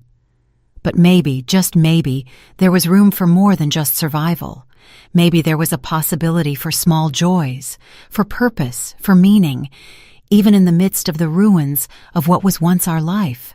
And it was with that thought, not exactly hopeful, but at least not completely somber, that I kept going day after day, year after year by my son's side, facing the challenges that a cruel destiny had imposed on us together, finding beauty where we could, creating meaning from the chaos, and refusing to let tragedy have the last word in our story. It was in October of 2008 that my life took another unexpected turn. Mike, now 30 years old, had achieved a stability that allowed us a routine that was almost normal. He spent 5 days a week at home, returning to the therapeutic residence only for consultations and therapeutic activities. His medication was well adjusted, his crises had become rare, and he even sold a few paintings occasionally through a gallery that specialized in art by psychiatric patients. I was 55 years old and still working at the same medical clinic, now as an administrative manager. It was a simple life, without great excitement, but it was stable. Finally, after so many years of storms, it seemed that we had found a safe harbor. That Monday morning, I was getting ready to leave for work when I slipped on the bathroom mat. It was a silly fall, one of those that in normal circumstances would just result in a bruise and a story to tell. But I felt immediately that something was wrong. A searing pain in my right ankle and an almost instant swelling. "Mom, is everything okay in there?" Mike knocked on the door, his voice worried. "I heard a noise." "I slipped, son," I replied, trying to sound calmer than I felt. "I think I hurt my ankle." He helped me out of the bathroom and supported me to the bed. He examined my foot with surprising concentration, his delicate fingers palpating the swelling that was already forming. "We need to go to the hospital," he decided, surprising me with his clarity and initiative. "It might be broken." And it was. "A fracture of the lateral malleolus," the doctor explained, after examining the X-ray. "It wouldn't require surgery, but it would require 6 weeks of immobilization in a cast, followed by physical therapy and absolute rest for the first few days." "Do you live alone, ma'am?" the doctor asked, a young man with deep circles under his eyes, who had just finished a double shift. "No," I replied, looking at Mike, who was sitting quietly in the chair beside me. "I live with my son." The doctor cast a quick glance at Mike, noticing perhaps something in his behavior, the rhythmic bouncing of his leg, the gaze that occasionally drifted to an empty spot in the room, the lips that moved in silent conversations. Doctors always notice those things. "And is there anyone else who can help you in these first few days?" he insisted, his tone implying his doubt about Mike's ability to take care of me. "I have friends," I lied. I didn't really have any. Years of caring for a schizophrenic son had shrunk my social circle to almost nothing. "And I can hire someone if I need to." The doctor nodded, not entirely convinced. "I strongly recommend that you have help in the first few days. At the very least, you won't be able to put any weight on your foot. You'll need help with basic tasks like bathing and preparing meals." We left the hospital with my foot in a cast, a prescription for painkillers, and a brochure with instructions on how to care for the cast. Mike held my arm firmly as I balanced on the ill-fitting crutches, guiding me to the taxi that would take us home. "I'm going to take care of you, Mom," he said as the car drove through the streets of Dallas. It wasn't the promise of an adult son to his elderly mother, but almost like a child determined to show that he was capable of a responsibility too big for his shoulders. "Thank you, son," I replied, my throat tight with a mixture of gratitude and worry. How much could he really do? For how long would his condition allow him to take on the role of caregiver when for so many years he had been the one who needed care? The first few days went by surprisingly well. Mike was attentive, dedicated, and almost meticulous in following the doctor's instructions. He helped me to the bathroom, prepared simple meals, and religiously checked the times for my medications. I called work, explained the situation, and was granted a 3-week medical leave. Dr. Williams, Mike's psychiatrist, made a house call when she found out about the accident, an extraordinary gesture that showed the special bond she had developed with us over the years. "How are you two managing?" she asked after examining my ankle and approving the care we were taking. "Surprisingly well," I confessed. "Mike has been wonderful. I barely recognize my son in these last few days." She smiled, but her eyes revealed a professional concern that did not escape my notice. "That's good, but we need to be vigilant," she said in a low voice, while Mike was in the kitchen preparing tea for us. "This sudden change in roles, from patient to caregiver, can be stressful for him, even if he doesn't show it now. And stress is one of the main triggers for relapses in cases of schizophrenia." "What do you suggest?" I asked, feeling the familiar tightening in my chest that accompanied any conversation about potential crises. "I'm going to increase our sessions to twice a week, right here at home to make it easier. And I strongly suggest you consider outside help, a nurse for a few hours a day maybe, not only to help you, but to relieve the pressure on Mike." I promised to think about it, even though I knew our finances were tight. The medical insurance would cover part of the physical therapy, but a private nurse would be a luxury we could hardly afford. The second week with the cast brought the first changes in Mike's behavior, subtle at first, a forgetfulness here, an irritability there.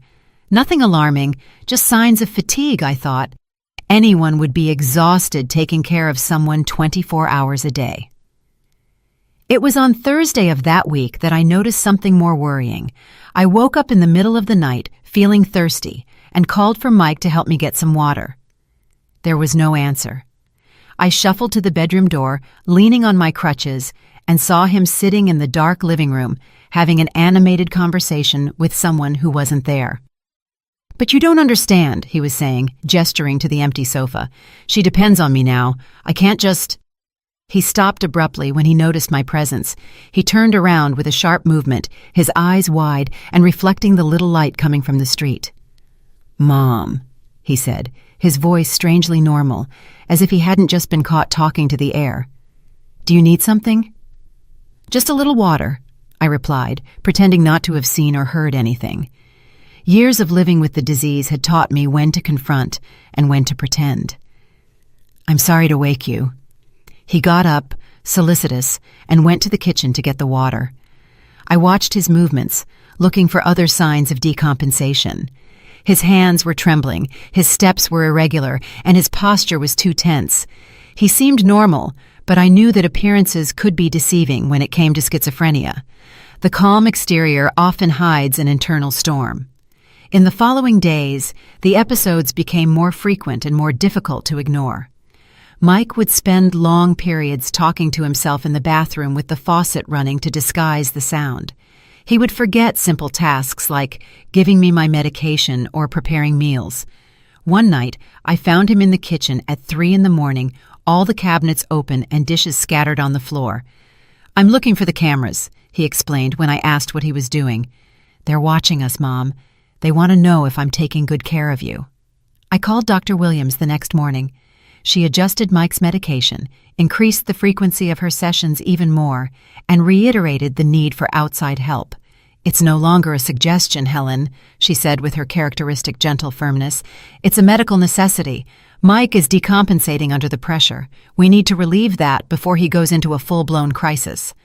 I finally gave in. I used a part of the savings I had set aside for emergencies. Ironically, a fund I had always thought would be used for one of Mike's crises, not to pay someone to take care of me, and hired a certified nursing assistant to come for 4 hours a day. Sylvia was a robust, middle-aged woman with calloused hands and an easy smile. She had experience with psychiatric patients, which made her doubly valuable in our situation. Not only did she take care of me, bathing, dressing changes, small exercises to prevent muscle atrophy, but she also knew how to deal with Mike on his bad days. "Is everything okay, sweetie?" she would say when she caught him talking to his hallucinations. "Want to tell me what's bothering you today?" And surprisingly, he would often tell her, as if Sylvia's presence, someone from outside, not burdened by the emotional weight of being his mother, created a safe space for him to admit his fears and his confusion. "The man in the hat came back," he confessed one afternoon while Sylvia was changing my dressing. "He says I'm not taking good care of my mom, that she's going to die because of me, like my dad died." My heart ached when I heard that. After all these years, Mike still carried the guilt for Felipe's death. He still believed, on some level, that he could have prevented the tragedy. Sylvia didn't miss a beat. "And do you believe him?" she asked casually, as if she were discussing the weather. "Sometimes," he admitted finally, "when I'm really tired." "Well, I think the man in the hat doesn't know what he's talking about," Sylvia replied, finishing the bandage with a gentle pat on my leg. "I've never seen a son take such good care of his mother as you do, and I've worked in a lot of homes." I saw something change in Mike's face, a relaxation, a decrease in the tension that had been building up in the last few days. Just a few simple, non-judgmental words from someone he didn't need to protect emotionally. It was in that moment that I realized our mother-son dynamic, as loving as it was also part of the problem. Mike felt responsible not only for my physical care, but for my emotional well-being. He was trying to hide his struggles, his voices, and his fears so he wouldn't worry me, which only increased his internal pressure. Sylvia's presence created an escape valve, a third point in our closed system that allowed for the release of accumulated tension.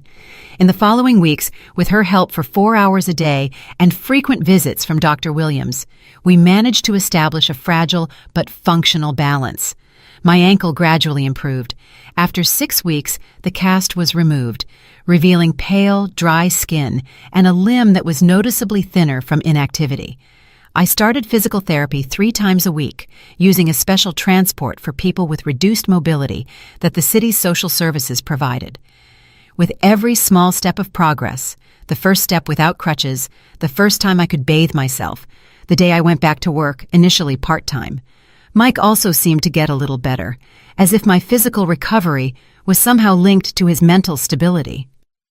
We continued with Sylvia's help, even after my physical recovery was well underway. 2 hours a day, 3 times a week, just enough to give Mike some time to himself, a break from the constant responsibility he felt for me. It was during one of those afternoons, almost 4 months after my fall, that something extraordinary happened. I came home early from physical therapy. The therapist had had an emergency and ended the session halfway through. I opened the door silently, not wanting to interrupt in case Mike was in the middle of one of his painting sessions, which required absolute concentration. The living room was empty, but I heard voices coming from the kitchen. I approached slowly, leaning lightly on the cane that had now replaced my crutches, and heard, "And then," she said, "my painting was visceral and cathartic." Mike was talking, his voice animated in a way I rarely heard. I'm not sure I understood exactly what it means, but by the way she said it, it was a compliment. Of course it was a compliment, Sylvia's voice replied, followed by the sound of dishes being handled. That blue painting you showed me gives you goosebumps. You can really feel the emotion jumping off the canvas. I stopped in the doorway, watching the scene unnoticed. Mike and Sylvia were side by side at the kitchen counter, preparing some kind of dough. Flour partially covered his face, and Sylvia had a dish towel thrown over her shoulder. They seemed so normal, like two friends cooking together, laughing and talking about art and life. Do you think I could have an exhibition all my own one day? Mike asked, his voice suddenly shy and vulnerable. Not just those art shows for patients, but a real one in a normal gallery? And why couldn't you? Sylvia replied, giving him a light nudge. You have talent to spare, and look, my nephew works at a small gallery in the Heights neighborhood. I can talk to him, see if he'll come take a look at your paintings. Mike's face lit up with a hope so pure, so genuine, that I felt tears in my eyes. I silently backed away, deciding to circle back around and come in making more noise, announcing my arrival. That moment was too precious to be interrupted, that simple human connection that my son so rarely managed to establish with people outside his medical and therapeutic circle. In the months that followed, Sylvia became more than a caregiver. She became a friend, almost a part of the family. Her nephew Leonardo did come to see Mike's paintings and was impressed enough to organize a small exhibition at the gallery where he worked. Contemporary art from the Southwest was what he called the works, without any mention of Mike's condition. Just art, judged on its own merit. The opening was in July of 2009, on a cool summer night in Dallas, a small, intimate event with cheap wine and simple appetizers. But for us, it was like the most spectacular gala night in the world. Mike, nervous but determined, wore the blue shirt that had been Felipe's, carefully kept all these years. I wore a new dress, the first one I had bought in years, and I even treated myself to a trip to the hair salon. As I walked into the gallery and saw Mike's paintings hanging on the white walls, lit by spotlights, labeled with his full name and titles he had chosen himself, something permanently changed in our dynamic. We were no longer just the overprotective mother and the sick son. We were Helen and Michael Lopez, a proud woman and a rising artist. 3 paintings were sold that night, one of them to an art professor from the University of Texas at Dallas, who had no idea that the artist whose work he admired lived with schizophrenia. There's a dreamlike quality to his work, he told Mike, who was listening intently, his hands trembling slightly with the mix of emotion and nervousness. A certain depersonalization that reminds me of Magritte, but with a more intense, almost feverish palette. It's fascinating. I watched my son grow 2 inches with that comment, his chest expanding with a pride that had nothing to do with delusions of grandeur and everything to do with the genuine validation of his talent. On the way home in the taxi, Mike would return to the residence with the therapeutic companions who supervised the event. He was silent for several minutes, looking out the window at the city lights reflecting on his thoughtful face. "You know, Mom," he said finally, his voice low but firm, "I think Dad would have enjoyed tonight." I swallowed the lump in my throat before answering. "I'm sure he would have, son. Absolutely sure." It was a turning point in our lives. The fall that initially seemed like a minor catastrophe, adding to all the major tragedies we had already faced, ended up being a blessing in disguise, a detour on the road that led us to landscapes we never would have discovered otherwise. My son found not only a form of expression through art, but also a purpose and an identity beyond his illness. I found the courage to loosen the reins a little, to trust that the world could sometimes be gentle with him, and that people like Sylvia and Leonardo existed, and could see beyond medical labels. Schizophrenia didn't disappear, of course. There were still bad days, occasional crises, and medication adjustments. The man in the hat still appeared in moments of great stress, but now we shared the burden. Not just between the two of us, but with a small network of support that grew organically. Sylvia, Leonardo, other artists from the gallery, and a group for expressive therapy that Mike started attending. Today, sitting in this rocking chair, looking at the walls of my living room, which are decorated with my son's paintings, some he insisted I keep, others I bought at his exhibitions, proud as any mother would be, I think about how life takes unpredictable turns. That fall in the bathroom, which seemed like a minor tragedy on top of all the major tragedies we had already faced, ended up being a disguised blessing, a detour that led us to landscapes we never would have discovered otherwise. Mike is 47 years old now. He still lives with schizophrenia, still has his limitations, and still needs some supervision and support. But he is also a recognized artist in specialized circles. He gives occasional talks on art and mental health. He has a small circle of friends and a life I never imagined was possible in those dark days of initial diagnosis, hospitalizations, and violent crises. And I am here, at 72, sharing this story with you, maybe to give hope to other parents who are facing the diagnosis of a beloved child. Maybe to show that the stories of families affected by severe mental illness don't always end in tragedy. Or maybe just because after so many years of keeping this story inside me, I feel it's time to let it out, to transform it into something that can somehow help others. If you've made it this far, my dear, I want to thank you from the bottom of my heart. I know it wasn't an easy story to hear, but I hope you found something useful in it, something that resonates with your own journey, whatever it may be. Before I say goodbye, I'd like to ask for a small favor. If this story touched your heart in any way, please give it a like. Subscribe to the Voices of May channel so you don't miss our next life stories. And tell me in the comments what part of the country you're watching me from. This old lady sends you a tight hug, full of love. And remember, no matter how dark the night, the sun always rises again.